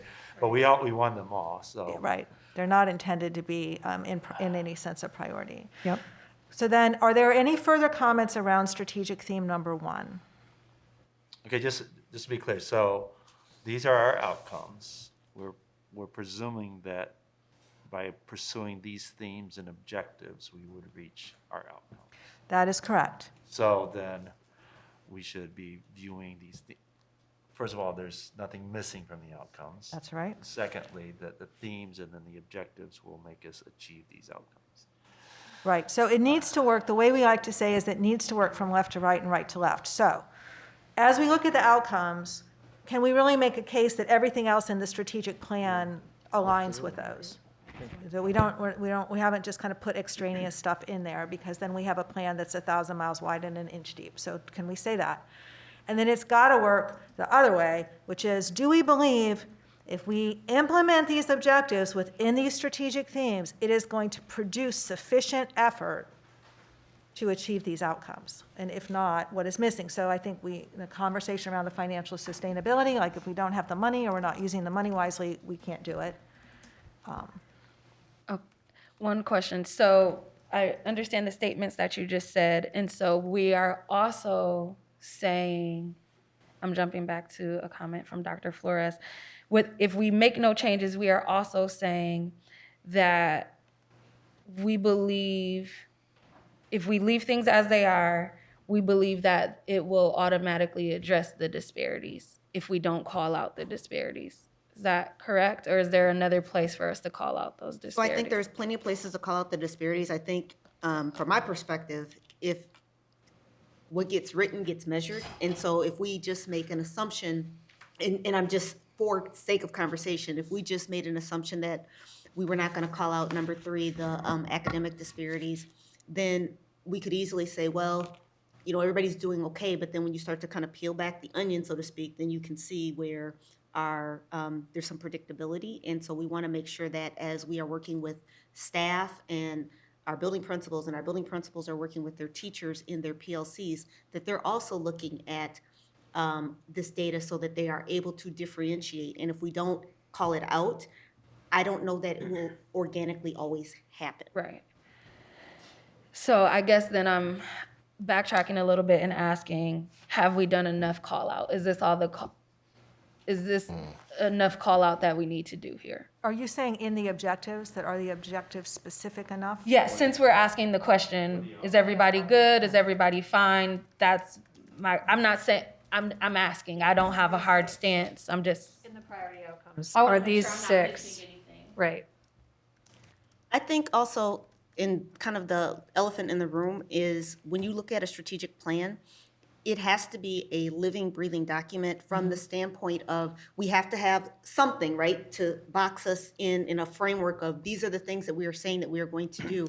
But it has to be fluid enough where as we get more information or conditions change, that we come back and say, hey, we, in 2023, we weren't aware of this as a need, and this is how it lines back up with our priority outcomes. So we're going to add either this initiative or we need to tweak this objective. And so I think, again, it's a great starting place of where we need to move, but then I don't want anyone to assume that whatever is decided this evening, that it's static and it won't change, because I think even as we're reporting out, and we do have a commitment to report out periodically as to where we are with meeting those outcomes and our evidence of that, that is the opportunity to say, based on the data that we are collecting or based on what we've seen, here's the other kind of tweaks that we need to add, so that it is a livable, moving document versus we said it in 2021 and that's it. If that makes sense. I understand. I'm just asking everyone around the table in general, though, essentially the same question that was being asked before. We all feel comfortable with this, but I'm specifically saying, as far as the disparities that we see, do we believe that these are enough of those loose guidelines for us to be able to address them? And, after any of us are gone or not here, as long as this is the guiding document, have we left footprints essentially for people to follow? Yeah, my thought with priority outcomes number 3 and number 4 is that we're going to want them to be addressed often, and we're going to want them to be measurable and specific. And my only thought, and I don't know if it would reduce them, the importance of them or what, but was to put them as objectives in strategic theme 3. Because if those are achieved, to me, it addresses priority outcome 5. If we do those, we're increasing belonging in agency. And then maybe they would would develop more of a SMART goal for them and be specific about them. That's my only thought. I don't think your ability to measure them would change by making them objectives. I think, and I don't know if this is helpful, Ms. Grant, but I think perhaps the board's comfort level with that question might be better addressed once you see what the actual initiatives are, because these objectives are pretty broad, right? So are we seeing things under ensure all GRPS schools are valued options for students or for families, that align to the disparities? As we look about creating equitable systems to distribute resources to schools based on student needs, are we feeling like those initiatives are going to be sufficient to address the disparities? There's like a level of specificity missing that might make it hard to affirm that right now. Right. No, I agree with that. And I guess to me, I'm also looking like outcome number 1, specifically like increasing literacy proficiency for students of color is real work that we have to do. It has other outcomes for children of color, males of color, if their literacy is not increased. And it affects number 4, like we studies show, like when students are more proficient in math and in reading, right, like that those other things go down. I know that's our overall work. I guess I just want to hear, like, we don't need to call it out. Like, yes, we need to increase literacy for all students, but specifically students of color, if we don't, we're seeing other disparities happen because that proficiency isn't met. Right, so maybe this will help. If I close my eyes and I imagine your outcome measurement framework, what I would see would be metrics around literacy proficiency, and I would encourage you to use multiple metrics. So you might use reading proficiency, and you might also use a more interim measure or something that's not quite as norm referenced or standardized. Increase math proficiency, kind of same notions. Reduce academic disparities for Black and Latino students. We would make decisions about what are the key types of competencies we need to monitor. Literacy and math would then show up again. Thank you. That's where you're going to determine how do we track, mathematically, whether we're closing the gap for those students while we're increasing overall. So that's how it would play out in the details. Thank you. I just needed to hear where it would come in at. My sense is that I think they all fit, but number 3 and 4, especially 4, enhanced curriculum and program outcomes, and where I can see that pointing back is 1, 2, 3, 6, and it ought to. And I know that when we've made decisions relatively recently to buy new reading curriculum or new math curriculum, reading curriculum, I just remember that one more vividly. The reading curriculum was meant to be better, was meant to do this, that the old reading curriculum wasn't as successful with some subgroups. It wasn't helping people to understand the value of reading, et cetera, and that this new curriculum was going to do number 3, or strategic theme number 4, and was going to end up leading to decreasing disparities for Black and Latino students. So as Right. It's a lens for decision-making as you make decisions as a board, these outcomes. Yeah. So we've changed strategic theme 6 language, and we've added an objective. Any other just things one we wanna quick discuss? on, and this was from our community community group that responded pretty thoroughly.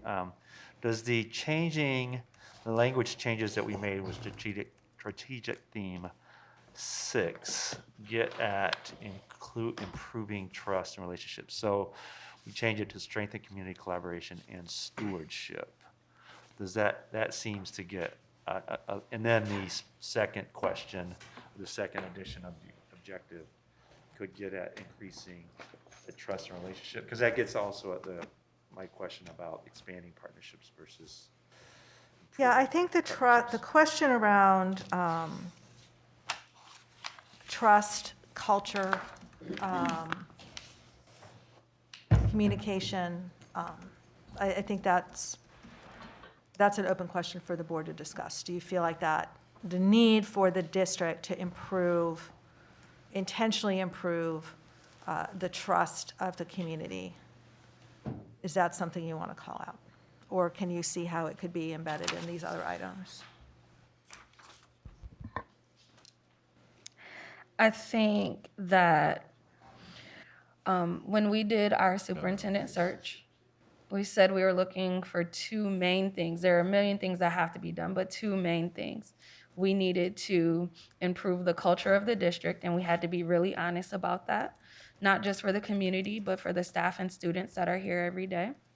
I think that is still wildly important, and a lot of work needs to be done around that. And curriculum, right? So we have these outcomes that talk about those curriculums and learnings, but I think culture is just important, and we as a board, we're really strong about that. We need those 2 things. And that's what the community heard us say. Yeah, I personally feel comfortable calling out trust in our goal to be a high trust district. high trust with our employees and staff, high trust with our families, high trust with our partnerships. But that's me personally, so I open it up for conversation, Yeah, if we could further fit that conversation. into 6, it would be nice to somehow do that. So you're talking about a third objective, enhance partnerships aligned to community and student success, ensure financial sustainability, and ensure public trust. Become a high trust or whatever. Can we find a word other than trust? Like, if someone approaches me and says, I want you to trust me, that's not, you build relationship and, rapport, and trust comes from that. So I don't know Yeah. what that language is, but that just doesn't feel like the authentic way to approach that. Foster a collaborative work environment that actively engages community partners for organizational goals. I would love to see us just address culture head on. Like, it's all of it. culture, yeah. I just with external but internal. I'm looking to see what people said. And I can share this. I just didn't want you to have to watch my computer go back and forth here. Creating a culture, stronger language to use, could be looking at what they could do better. Create a culture that demonstrates value, that this is their best option. GRPS is the best. We need to make people feel that way. Students, staff, parents, individual people don't behave this way without a culture enforcing their behavior. This is not the first time we bring up topics like this and comments like this. Hear us. It's a lot about listening. We are trying to tell you about the problems. You guys aren't listening to us at all. Do not feel like being heard. Feel like we are talking to a wall where no feedback is heard. Where can culture students go to feel like they are in the community school? How to make students from different cultures and languages feel welcome. Someone has ideas and then told, oh no, that won't work. So what's the point of sharing these ideas? It goes beyond practices and becomes an attitude. There is a lot of gaslighting that occurs. Feel like political responses are telling parents they are wrong. There has to be dialogue. We always go to these things, but what is actually going to change? Expecting someone to help solve problems for things they've never dealt with or had to understand before. People want to tackle more practical things. Board meetings are intimidating. Add a section on culture and culture of belief and opportunity, a system that encourages us to mix and interact with other students from different cultures. Make sure that students have different cultures, feel they are part of the school. It is understandable to have boundaries, yet the atmosphere needs to be more welcoming. I wonder if strategic theme 6 could be about culture, and strengthening community collaboration is one of the objectives of that.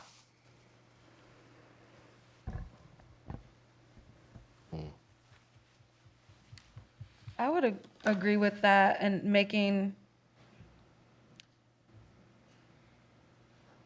so I think there would still need to be a third objective that addresses that internal culture. Our organization. Yeah, that addresses the organization, but because even for number 1, I believe Ms. Shockey said this and I agreed with it, that it's not necessarily about enhancing partnerships because we have a ton of them, but enhancing the system for the community to navigate those partnerships.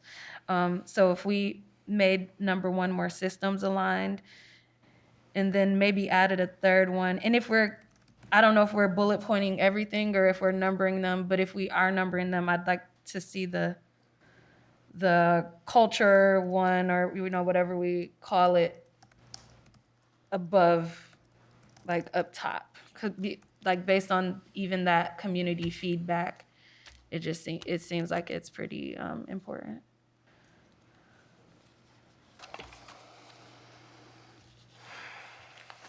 It sounds like, we have some culture concerns both internally and externally.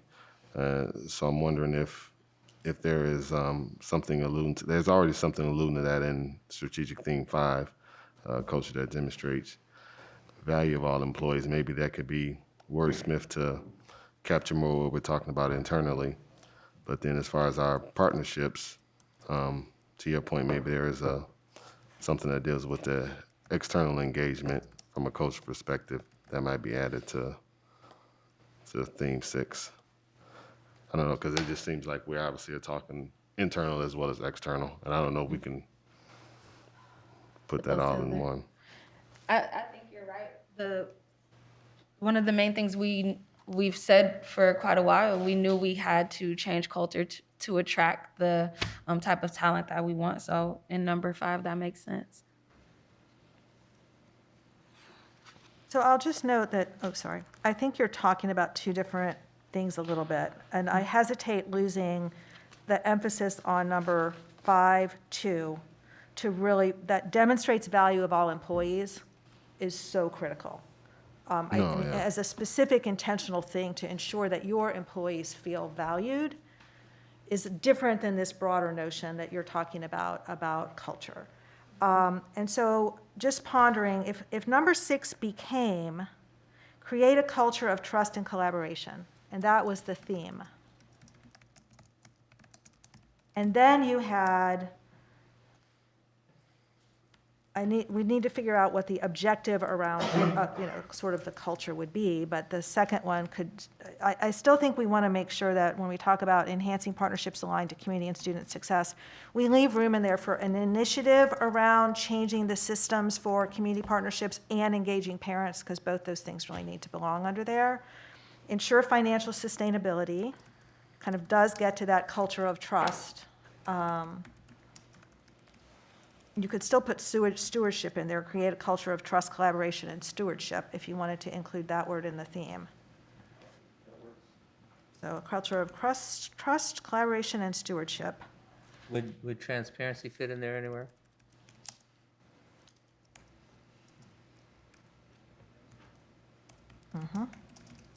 Although maybe that's the objective, is to ensure an open and transparent, ensure open and transparent practices. I mean, is that not what we're talking about?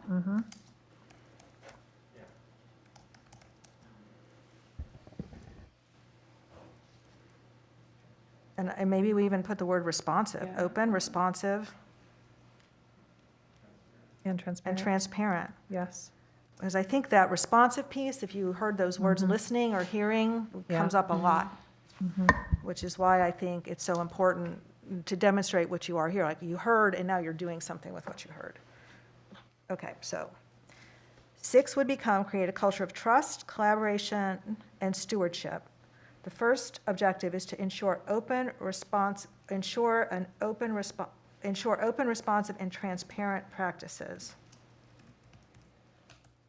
Number 2 would say enhance partnerships aligned to community and student success, which one of those initiatives I think does need to be about changing the systems and policies for partnerships, community partnerships, right? And then number 3 would be ensure financial sustainability. And we'll fix this and get it back to you before this evening. Thank you. Yes. Because I was thinking I'm not Feverishly going to writing. all of those changes. Yes. Okay, does that capture wherever we started with this notion around the trust and culture not being represented? Think so. Ms. Grant, are you feeling all right about Yes, I trust am. specifically? Okay, good. Okay. That's great. I like that. Anything else?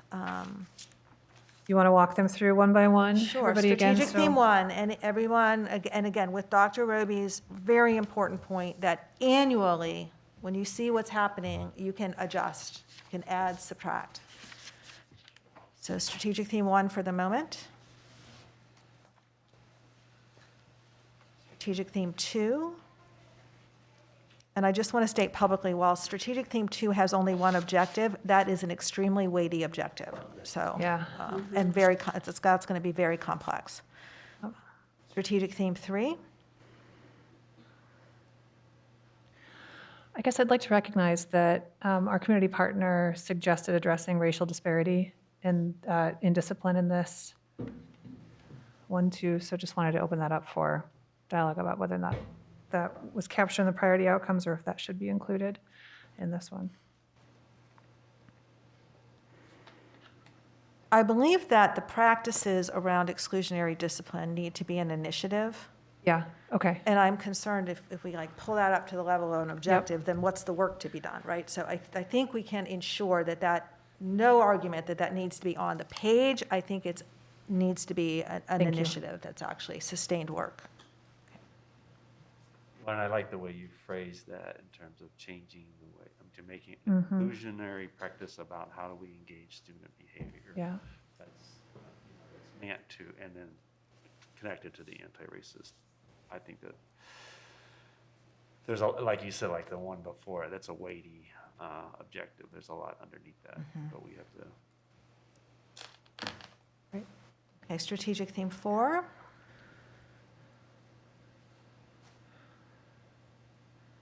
And I was going to plug this earlier, but the part about the applied hands-on opportunities came directly from student voice. So I just want to mention that. Great. Okay, strategic theme 5, are we comfortable with the language around impactful instead of productive and the language around established employee roles and competencies for effective district programs and services? Yes. Yeah. And those get at,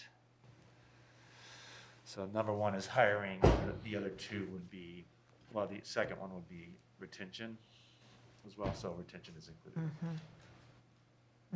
And 3rd really gets at the professional development, but also I think it somewhat plays into the financial sustainability piece, because you've got to do this with a lens of financial sustainability. You can't add everything everybody wants, or you won't have any money to actually teach. But I just think really considering what is the right complement, what's the student-to-teacher ratio we want, what's the number of counselors, what's the number of social workers, what's the number of custodians, in order to best serve students. And it's maybe time to sort of take a clean slate and assess that. And that's the kind of work I would see coming under here, if that makes sense. And I really like that, based especially from your, I mean, I just had a conversation this weekend about the demands on teachers. And so we usually think about that as paying them more, fewer students. But really, if it's, you know, they're doing too much to keep the building floating, you know, then that's, so I like this.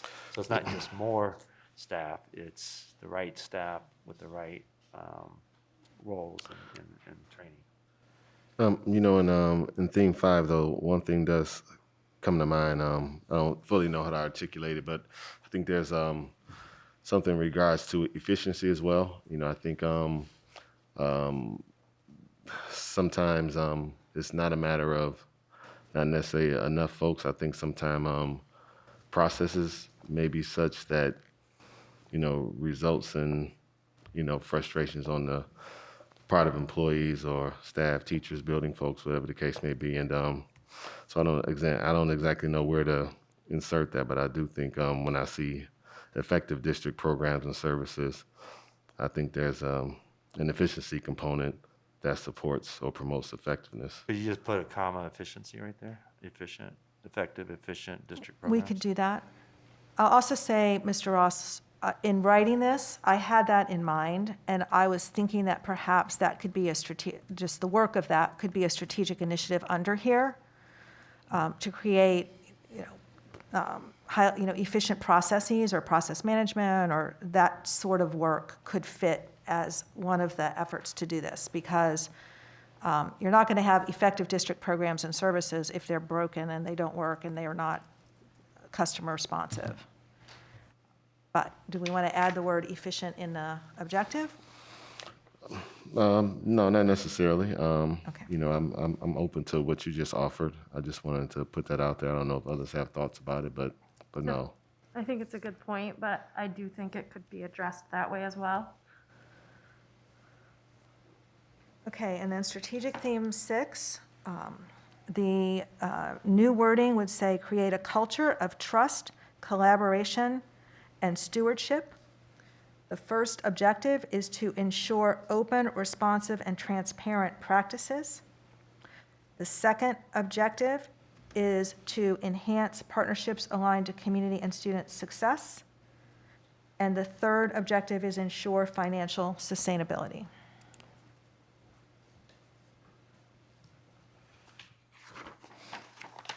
Are we good?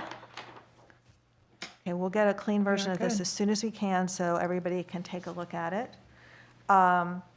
So in our last 22 minutes, Very good.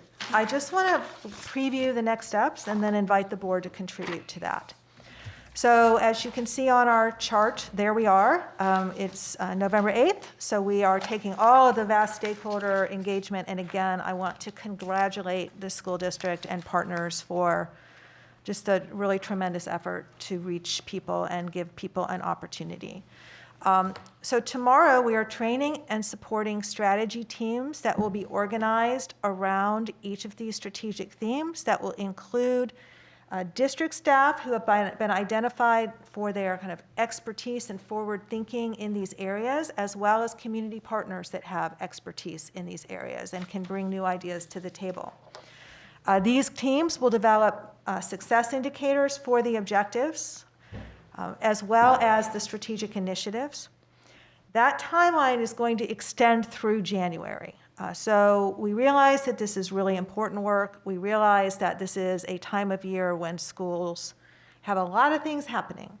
So we want to make sure we're not shortcutting this in any way. I'll also note that in January, we will create another stakeholder engagement opportunity. We're still working out sort of the details of how this would work. But it would be kind of a drop-in forum where people could come and visit with the strategy teams around their initial initiative ideas and post their comments, as well as a virtual opportunity to provide input on a strategic theme that might be of interest. This is the ideal way to get your school staff to provide feedback. Keep in mind, we already asked people for their ideas under each strategic theme, and that's feeding this next step. So going back with another open-ended conversation is just going to build frustration. But showing people, here's what we came up with, and then giving all of them an opportunity to provide feedback, again, demonstrates this inclusive approach that's open to everybody. So then in February through April is when we'll actually get into taking the specific initiatives. We will build out action plans for the ones that will launch next school year. So to Dr. Roby's point, in our experience, it doesn't make sense to build out detailed timelines and budgets for things that aren't going to happen for another 2 or 3 years, because it's all going to change by the time you get there. So really putting that energy into them as they roll out. So the thought about which ones will roll out first, Dr. Roby and her leadership team will provide those recommendations, and then we'll build out the action plans, and that will drive budget allocations for the next school year. And you can see the monitoring process are those metrics around the outcomes and the objectives that the board will have an opportunity to review and discuss. So as we think about objectives, the objectives that we've come up with represent the greatest opportunity for improvement within the strategic theme in order to drive achievement of those priority outcomes. So success indicators will be kind of brainstormed. We're not going to ask the teams to try to get into data and metrics, but just ideas about, if we achieve this objective, how will we know? What changes in behavior would we see in students, staff, or families? And what ultimate results we see improved? And that's going to feed into what we would propose to you for measures. So I just want to share kind of what we think of when we think of strategic initiatives. And I like to say it's sort of bigger than a toaster, but smaller than a refrigerator, sort of somewhere in there. We want to avoid having, as I mentioned, a plan that's 1,000 miles wide and an inch deep, and we have a bunch of little activities we're checking off. So our guidance is that each objective should have no more than 3 initiatives, because if you count up the number of objectives you have and multiply them all by 3, you're already going to be overwhelmed. So we really want to look at transformative practices. So these are things that result in sustained changes in practices and approaches and target observable, tangible changes in district staff behavior. And I want to emphasize that is the one thing you can leverage, is what the people in this organization do. And that's what those initiatives really need to target. Not episodic events or activities, those might be in your action plans, not reliant upon a specific externally marketed product. So I think we've all learned in education that more stuff doesn't solve any problem. So just saying we're going to buy this or install this new software, that again might be part of the action plan, but just buying more stuff is not a strategic initiative. And generally, this work will require cross-functional multi-year efforts to fully implement. So if you think about the initiatives kind of rolling out like a Gantt chart, You're going to start some in the first year. Some may be finished in a school year. Others may take 3 school years. And then the second year, you're going to roll out another set. Ideally, everything would roll out over a 3-year period with the intention that it would all be fully implemented at the end of 5. But they'll roll out sort of on a different pace. And the initiatives have to have sufficient impact to transform district practice and improve one or more priority outcomes. Otherwise, we're just checking off a bunch of tasks. So what we're going to invite the teams to think about, really between now and the end of November, in addition to the success indicators, is what input or information do we have about what initiatives are going to achieve these objectives? And we ask people to look at the stakeholder input, but also to think about where are there already effective approaches happening. Some of these things may be things that are happening in the district, but just haven't been fully realized. Or they could be things that are happening in other school districts that we want to bring forward. Or they could be things that are happening in other industries. You're not the only organization that forms partnerships. You're not the only organization that deals with financial sustainability or that has an issue with hiring processes. So can we look for other practices? Let's look at their literature. Are there studies, are there case studies that might inform this? And so those are things that we want to invite the strategy teams to consider. And so in our next 15 minutes, I'll just put out there that if board members have suggestions for another district that you've seen that's doing something that you think is promising, something that you're aware of that's happening in the district that you would like to see expanded, something that's happening in another industry. So Mr. Ross, like you were mentioning about the process improvement and efficiency, like are there other places that we could be looking for ideas or practices? That is information that we can share with the teams to explore. So I don't know if just top of mind anything comes to people, and if not, then I think we would invite you to respond to John Helmholtz maybe by the end of this week or early next week with anything you want us to pass off to the team. So I'll just open it up to see if anybody has anything they want to offer now.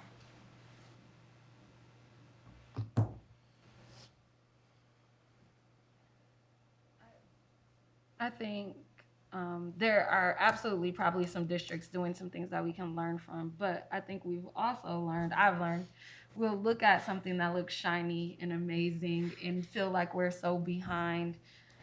And once we start peeling the layers back, we realize that a lot of districts are dealing with exactly what we're dealing with. And I think we have innovation and innovative people here. And I'm just saying this not to negate anything you're saying, but kind of to my colleagues, because we always feel like, oh man, we should be doing better. And we should, but it's not just us, and we're here, we're being committed. So that at least makes me feel better some days. Like we're not the only ones going, trying to solve these problems. There's not a magic bullet somewhere that we can use. Feels good and also doesn't feel good knowing that, but yeah. One thing that you touched on was looking internally at our organization and finding some of the ways that these things are already working in maybe small areas. And I think that's true of a lot of large organizations, that initiatives are presented with good intentions, but then maybe not followed through with fidelity. So where have we already presented ways to address some of these, but maybe they've been forgotten about or not followed through as well as they can be? I think, for instance, like with the student success and wellness and also with like discipline, I think our district has implemented PBIS, but to what extent is that being followed through in each building? Those types of things. In the feedback from staff, like, is there a place to find different systems in certain departments or procedures, processes that are working really well, maybe just like in a small cohort or things like that, that maybe should be implemented on a wider range? So just as a reminder, in the forums, I shared with you 3 questions, but the 4th question was, what ideas do you have within each strategic theme for how the district can improve student success? So we'll be mining that also and providing the verbatims and categories to the board and to the strategy team. So frequently, a lot of that emerges. You know, we did this, but we never fully funded it. Or, well, our school, or I used to be at this school, and they had a great approach to this, and why isn't it happening here? So seeding those ideas, because I definitely think we want to celebrate the fact that there are bright spots in the district that often, you know, as you said, Ms. Davis, we start things and then things change and we don't continue or sustain them, but that didn't mean they didn't have promise. So there'll And there's- definitely be an opportunity to look for that. There's also ways to expand that onto the, I don't remember where it is, but where it's like professional development and PLCs and like sharing strategies that are working and things that are really awesome in one school can be transferred to another school just through PLC work and sharing and having the time to work with your colleagues. So some of that is just hidden in our district already. Do you anticipate that the strategic teams or strategy teams would be receiving data periodically in their decision-making? Or is there a plan for, you know, collection of data or analyses of various data sets so that they're able to make these decisions on what to target? So, so first of all, we want to honor that the people on the teams are bringing a lot of knowledge. So, but we also do have a knowledge bank of published resources about effective approaches that we provide to the teams within each of the strategic themes. One member of my team will actually coach the leader of each team and help them identify, and we can also help connect to other districts, districts that might have really effective practices, or as Ms. Grant said, you're not the only ones with things like this on your strategic plan, so just even others to talk to about what have you learned. Each team will produce an artifact that will lay out the initiative they're recommending, their rationale. So that's where they will put, here's the research we found, here's where this is occurring, here's what we heard from the stakeholders, and that will be publicly available, so it'll be really clear, here's why we think that this is an effective option, and that any research or information that they uncover will then be documented along with the initiative. But would they receive data information from, let's say they were looking at the disparity for Blacks and Latino students and academic disparities? Would they have access to that information from our local district? Sure, if they feel like having a better understanding of student performance data would be useful, then we can certainly make those requests and get that data available to them. I will say in a lot of these areas, when you start digging, you know, there's not necessarily the data available to inform the level of detail that you might want, but certainly if there's information they would find that was helpful, that's certainly something we can broker, working with the district.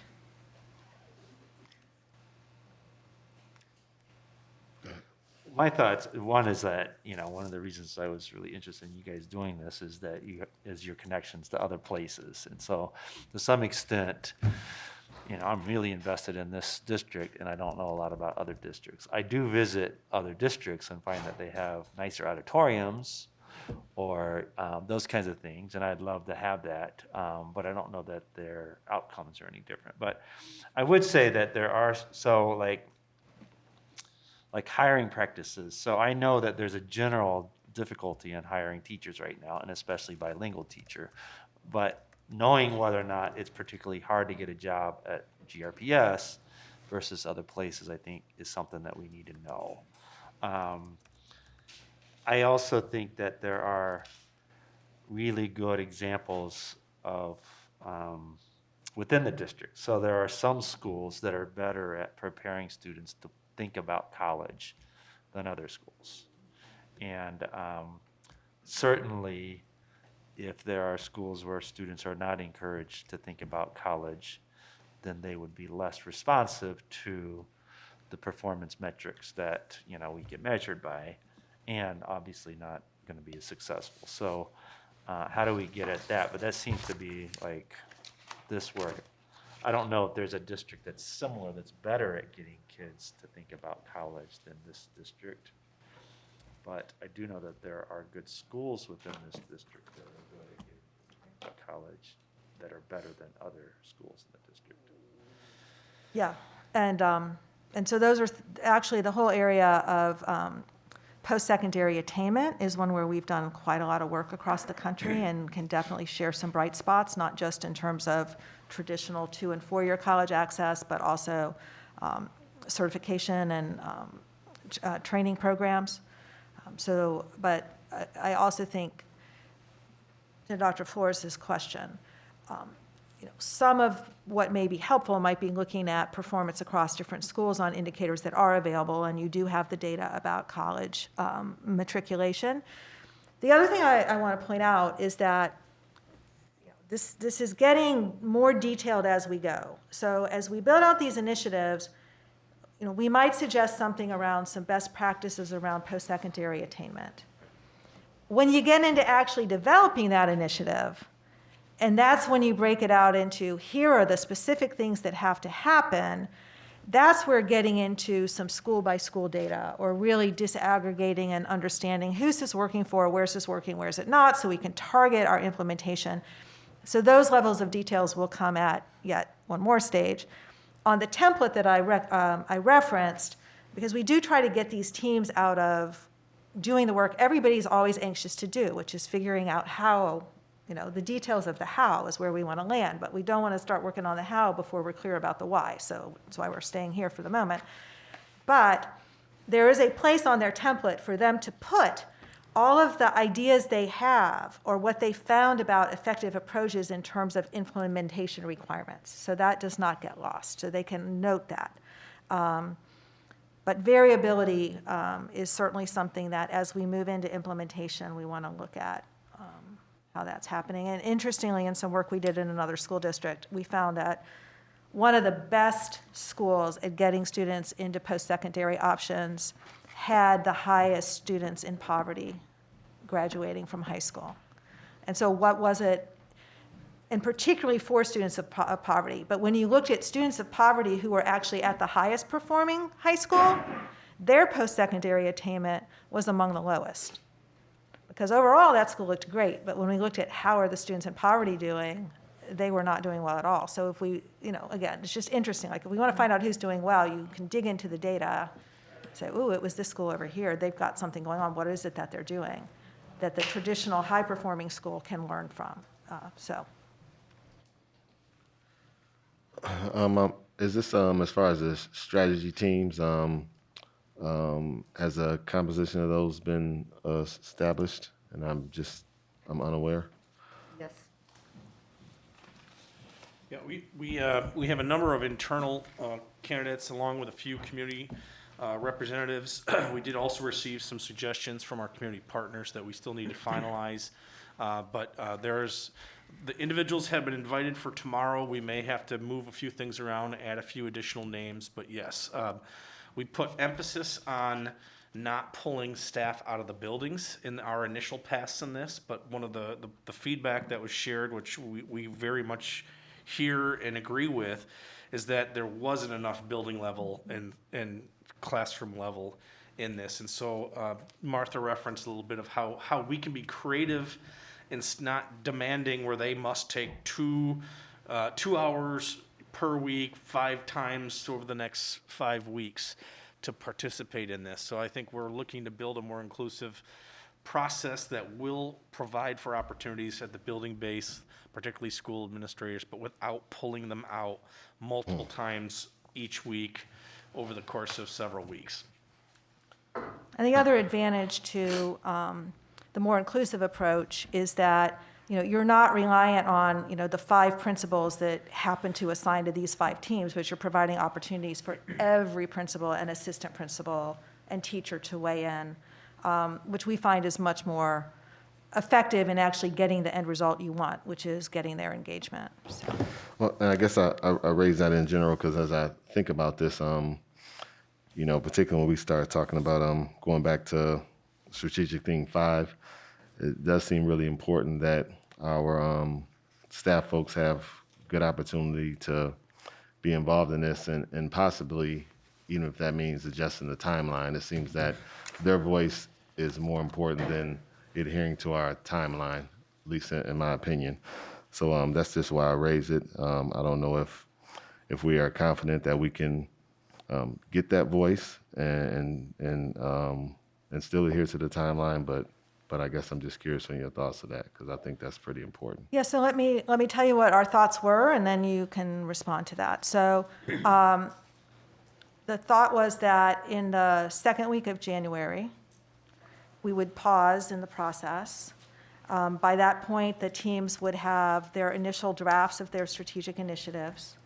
And we would create 2 types of opportunities. One of these, one of our team members, Marlena Gross-Taylor, actually deployed in a previous district, which worked really well, which is to actually have like a physical forum or fair where between certain hours, representatives of each team are present with a poster, so to speak, that outlines their ideas, and anyone can drop in and have a conversation and provide their input, which is then captured. Additionally to that, the board's familiar with the thought exchange where people put ideas in and then rate the ideas of others. We would run a thought exchange on each strategic theme. So if I'm only really interested in 5, I would just go to that one. People could respond to a prompt about the draft that was created, so they can go into the thought exchange, they can see what's being proposed, and then they can provide a comment. And then over the course of that 5 to 7 days, other employees or people could go in and weight the ideas of others and add new comments. So it really builds that collective voice around people's response to what's being presented in the draft. So we think that we've already extended the timeline to allow for that. So I don't think it's a matter of time, but that is the methodology that we would propose. So people could, again, visit in person if that's their preference, or they could take it anytime, anywhere as a virtual opportunity if that was their preference. And that would be open to everyone. Thank you.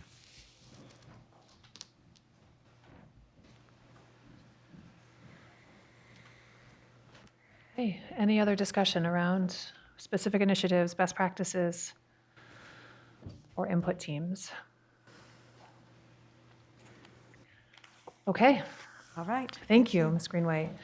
So we will come back together later this evening to vote on the framework, and we'll see an updated version of what was discussed and decided today. So appreciate you being with us. Thank you, board colleagues, for your input.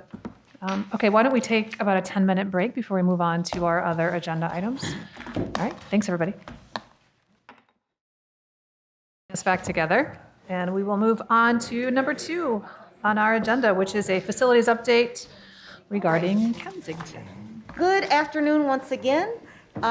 A couple of weeks ago, we talked about a specific building site where we were having some concerns. And I know as we are having our conversation around our strategic plan and the point of how we are being good stewards, there are lots of different pieces that have yet to be developed. But we pulled this particular building out as part of a discussion because there's a little bit of urgency around kind of where this building is at, and we wanted to have a discussion with our board so that you all have informed choices around what's going on with this particular building, Kensington, and what are some possible options. And I know, having said that, I'm separating that from all the other work that we need to do with the other facilities as we will look to develop a robust strategic plan and prioritize how we will lift up buildings or what we will do with our facilities. But this particular building is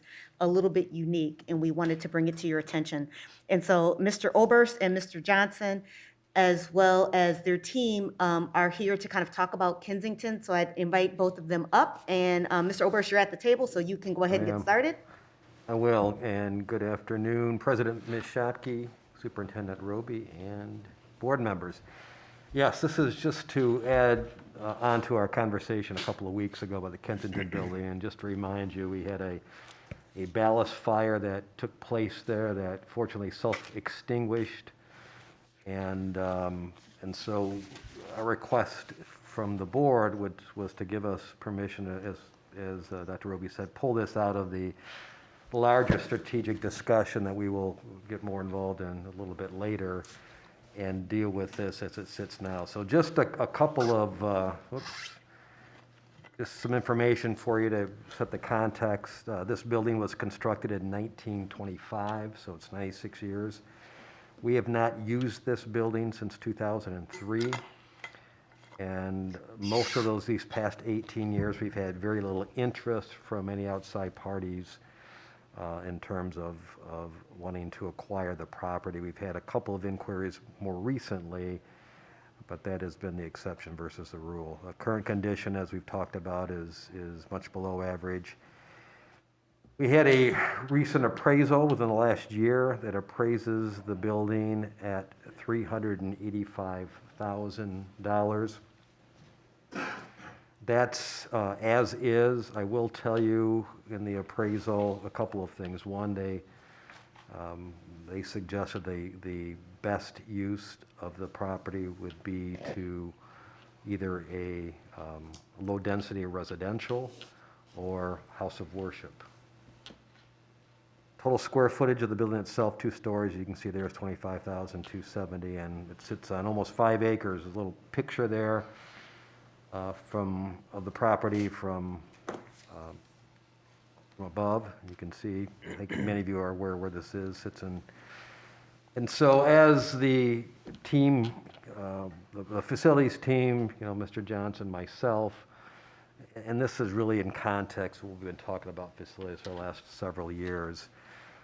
This is a building that, in prior meetings, you have the information in terms of enrollment trends, building assessment trends. This is a building that, frankly, we don't see any future need in the district for, but we have put in front of you a couple of, actually 4 options of what could potentially be done with it. The first would be to sell either in an open market situation or to identified purchasers for the appraised amount. And again, that would be the internal team's suggestion in terms of the disposition of Kensington. Option 2 would be to put smoke detection into the building, secure it better, and wait for district-wide decision on facilities to be released. We could turn off the utilities, release the insurance in the building. We would not advise that. That means any loss of the building, we lose any value that is currently in there. The operating costs, just some direct costs. The electrical, you can see, is just about $4,200. I'm sorry, gas, $4,200, electrical, $1,850.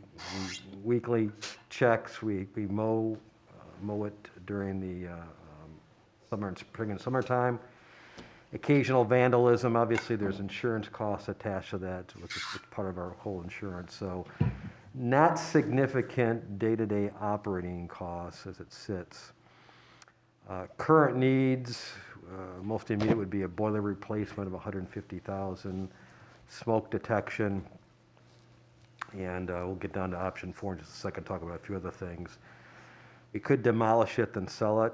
Our estimate to knock the building down is $350,000, and again, it's worth $385,000 last appraisal. And the fourth would be to do some additional reinvestment, open the building. Again, we don't see any near-term scenario, frankly, even long-term scenarios where we would need that building to operate as a school as part of our district. Plant Moran Cressa's facility assessment that they did about a year ago says that to open that building, get it up to code and everything else that would need to be done would be approximately almost $10 million there. So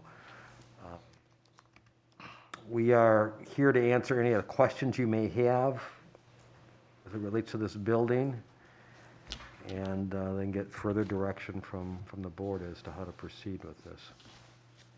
I see it's on Hall, so what street is it by? Or it's near Hall? Pardon me?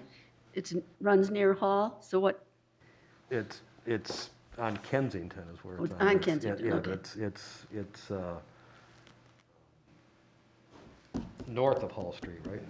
North of Hall, yeah. You sure we appraised it back in February of '21? Yeah. What initiated that move to appraise? We have frankly a policy that every 2 to 3 years, we appraise our vacant buildings just to have current market information on them. So that was just part of our regular process of doing it. The last appraisal had been done, I want to say 2018, I think. Okay. And that appraisal had it at, I believe, 345,000, so it was up a little bit since then.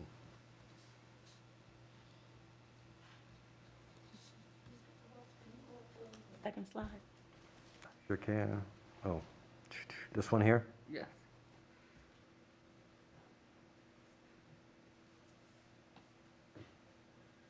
My personal opinion is that we are so close to beginning our overall facilities plan for the district that a decision we make quickly, we could regret, and I don't want to be in that position, despite the fact that we are not imagining right now something we could do with the building. But I am motivated to look at keeping or demoing and keeping the building over certainly selling it or reinvesting at this time.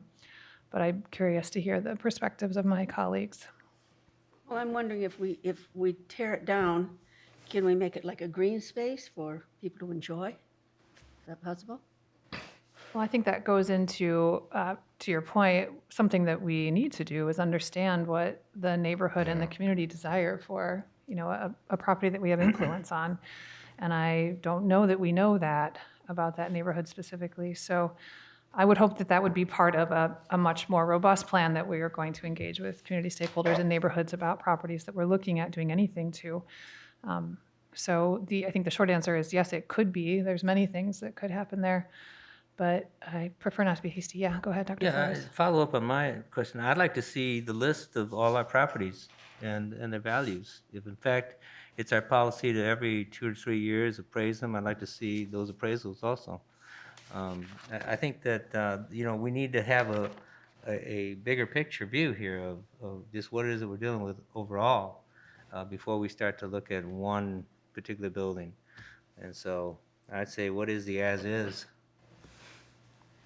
I just want to make sure that we're clear. I think, yes, we can certainly share that, but this was because of kind of what was taking place with this particular property. We just didn't want to leave the district vulnerable when we know that we have to do something, whether it be put smoke detector. I mean, we're going to have to do something as we're trying to formulate kind of our long-term plan. That's why this one's kind of a little bit separate from everything else, but we certainly can provide a list of all of the vacant properties and their current values. I have a partial list, but that was something that we discussed earlier in the year, but we can certainly get that other information. So was it? Again, we only have appraised values of vacant properties, not properties that are currently in use as buildings. So our goal is not to bring them one at a time. We do know and understand that there does need to be a strategic effort around this. This one just was a little unique situation that we want to make sure that we brought in front of the board. Mm-hmm. Yeah, I, kind of along the lines that Jen was speaking to, I am wondering about a fifth option to demolish the building and then do a deeper dive into what that property could be used for. Well, Kim, I'm at a sixth option then, really, because I'm just, frankly, I think it's premature for us to make some decisions. We're so close to getting that overall facilities plan. I think we need that. And I personally wouldn't feel comfortable with making a decision about this property without looking at the overall scheme of where we are. I think based on the costs that are up there with regards to what this facility is costing us is minimal compared to what it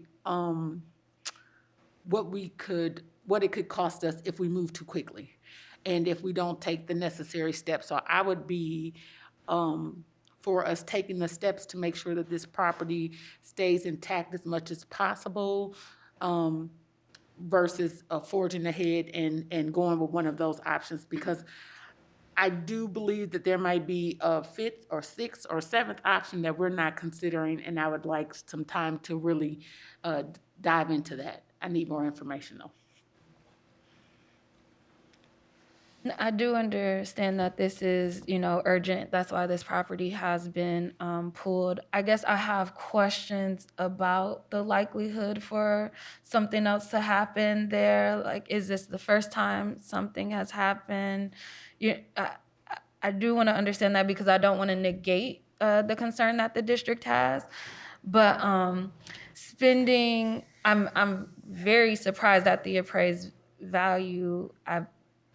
I've been placing bids on properties for months now, and nothing even remotely comparable to that. They've been $500,000, $600,000 bids on things. So I'm really surprised by that appraised value. But to spend what we say the property is appraised to demolish the property, it's just, I don't know. Those things aren't aligning for me, because of if it was ourselves or another buyer was rebuilding that structure, they would spend millions of dollars. So before we demolish, I'm aligning with my colleagues. I would really like to know some more details.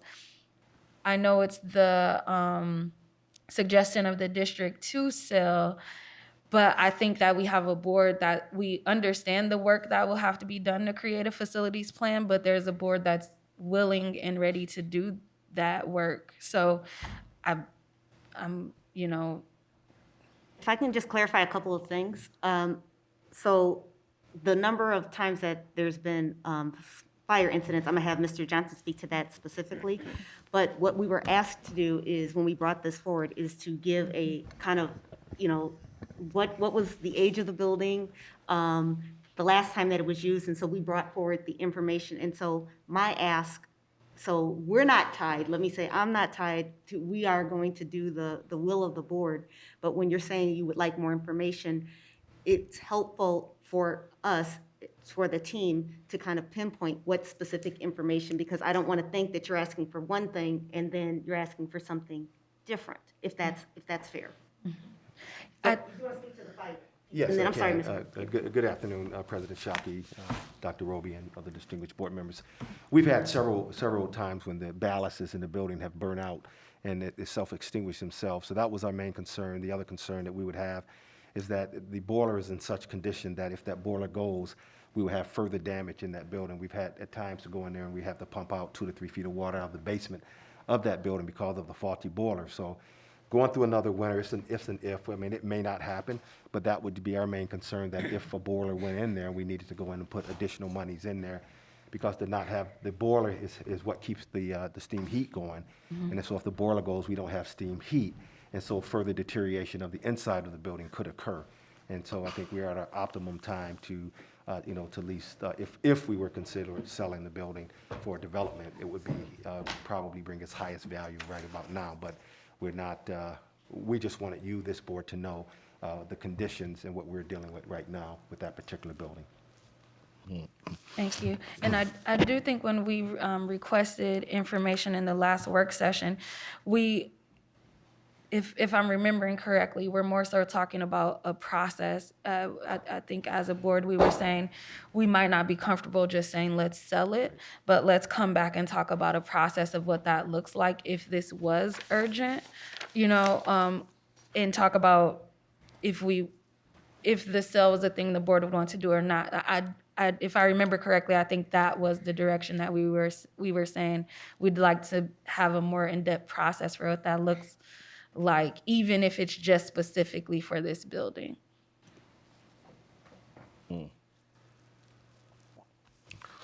So, if we decided not to do anything as far as selling or demolishing, the boiler piece, is that a question mark, or that 150,000, is that a given? No, it's not a given. I think that Long and Mark can speak more to that, because the boiler could go for another couple years, but then it can go for another couple days. We don't know. The one thing we would do immediately if we elected just to hold on this conversation, we would put smoke detectors in the building, so that would at least give us an indication that we have a potential problem inside the building when it's not occupied. And no one knows this answer, but if the boiler went this winter, we had to pay for a new boiler, it could potentially raise the value of the building in the case of a sale. Well, yeah, if you put a new So boiler in it, absolutely. It's it not would money raise it. out the window. Well, if the people that buy it want to use the Want to keep the building, yeah. Right. 'Cause But that doesn't matter what the buyer wants. You still pay the price that it costs, and you can do whatever you want with it after that. But if it raises the value, they pay the value. I have a question with regards to, you mentioned something about low-density residential. Can you expound on that? In the city code, it's defined as either detached, single housing, or tandem units, dual units. That's what the So zoning it's is. not apartment buildings as an example, which are high density, so. It's zoned for low-density residential, is that what you're saying? Pardon me? The zoning requirements? Yeah. Okay. Well, So I mean, yeah, single-family housing, is that, if I'm understanding, when you say low density? low density defined as either detached, single family, or double units. And that's the current zoning for that space, that, as far as you know. Yeah, it's all school buildings are zoned residential. Okay, thank you. Excuse me. But those designations can be changed, am I correct? As evidenced by the Roosevelt Plaza development there. Got the old front of. Yes, right. There's a process in the city. That is, right near my neighborhood. So it's just right up in the Black Hills, down the hill and up the hill, and you're there. So is there a motion that has to be made, or is this We're providing you with information for you, this board, to make a decision, and we will go in whatever direction you direct the superintendent to have us go in. And to me, it sounds like you want us to secure this building up with smoke detectors and keep it alive. That was, yeah, okay. I'm sorry, I was late. I want to go back to this process thing, because I just don't want to get into, because we could probably have this conversation 10 times over the next 2 years and never have discussed. I hope not. Well, actually, it reminds me of conversations that we've had in the last year and a Yep. half, you know, It it's like, does. well, we should close, what was the school on the north side, Aberdeen, because the, Well, we're not talking about. no, but my point is that, exactly, my point is that at the time, there was a case made that looked very similar to this, that said, you know, if we make these kind of rational decisions one at a time, then we can, and then we're not doing a strategic process. So, and secondly, is to be good stewards, as we learned about. You know, what is it that it's a community that probably knows that. I mean, I think that Dr. Flores knows that community, but probably most of us don't know that community well. I've been to it a couple times, but I would still have to look for it today. And I don't know what that community would like to see. I don't really know where the kids that live in that neighborhood go to school. I don't know if they would prefer, there's no way we could ever do it, and they would prefer a nice big green space, you know, might be willing to invest in the demolish and sell. I mean, we just don't know. So I think having a process in place, that one is an individual building process as it relates to the community, and two is what is a long run strategic goal. This gets us back again to that Aberdeen discussion, which was, now in retrospect, we're not going to have that conversation, but then it was presented very similar to this. Although, you know, at one level, this seems like it's a more extreme version, but I don't know that from the vantage point of the community member. Yeah, I'll say that years ago, there was a very active political group there. I remember Judy Rose and her group that, were very active to try to keep that building open. And obviously, the political activism in that neighborhood has changed. But green space, they have a big park there. There's a lot of housing development. I just think that if we're going to do something down the road, and it ought to be part of the strategic plan process, that there are great opportunities to flip that into or develop that into a affordable community housing. I think the size of the property is significant. Looking at what has developed on Franklin and Granville Avenue as an example, there's great opportunity, and I'd hate for us to shortchange the district with $385,000 or to invest money in demolishing it at this point without intense community involvement and discussion with this board in the process. So I'd say, if it's appropriate, I'd move to put in the smoke detectors, install the smoke detectors, and keep the building alive until decisions can be made by this board in a more a collective process. Second. All right, well, further discussion or questions? We have a motion and a second on the decision. Actually, I have a question. I'm kind of wondering, you mentioned there were some offers as of late, and I'm wondering if that has been what has facilitated this as well. Was it just the situation with the building, or is it the offers that are there as well that's kind of facilitating or driving the conversation? Yeah, I know of no solid offers. There was a lot of inquiries on the building, but no offers written on the building at all, and that did not have an influence in this conversation at all. Okay. Yep. Okay, other discussion or questions? So, well, let's call the roll, and then we'll conclude the conversation. Okay, Mr. Ross? Can you remind me what exactly the? Motion was 2A to secure the building with smoke detectors, and, Okay, yeah, to Yes. secure it for the short term. Yes. Mrs. Williams? Yes. Dr. Baker? Yes. Ms. Davis? Yes. Dr. Flores? Yes. Ms. Grant? Yes. Ms. Lewis, yes. Mayor Matias excused. President Shockey? Yes. Motion carries. So what I will do then is also work with the superintendent on developing a strategy for how we're going to develop the plan, right? For how we're going to make these decisions moving forward. So that is obviously an urgency here. We will have new buildings come up from time to time where we need to make decisions. So the urgency is around formulating the plan so we can look at that. Thank you, Madam President, Dr. Roby, and the rest of the board. All right, thank you very much. Thank you.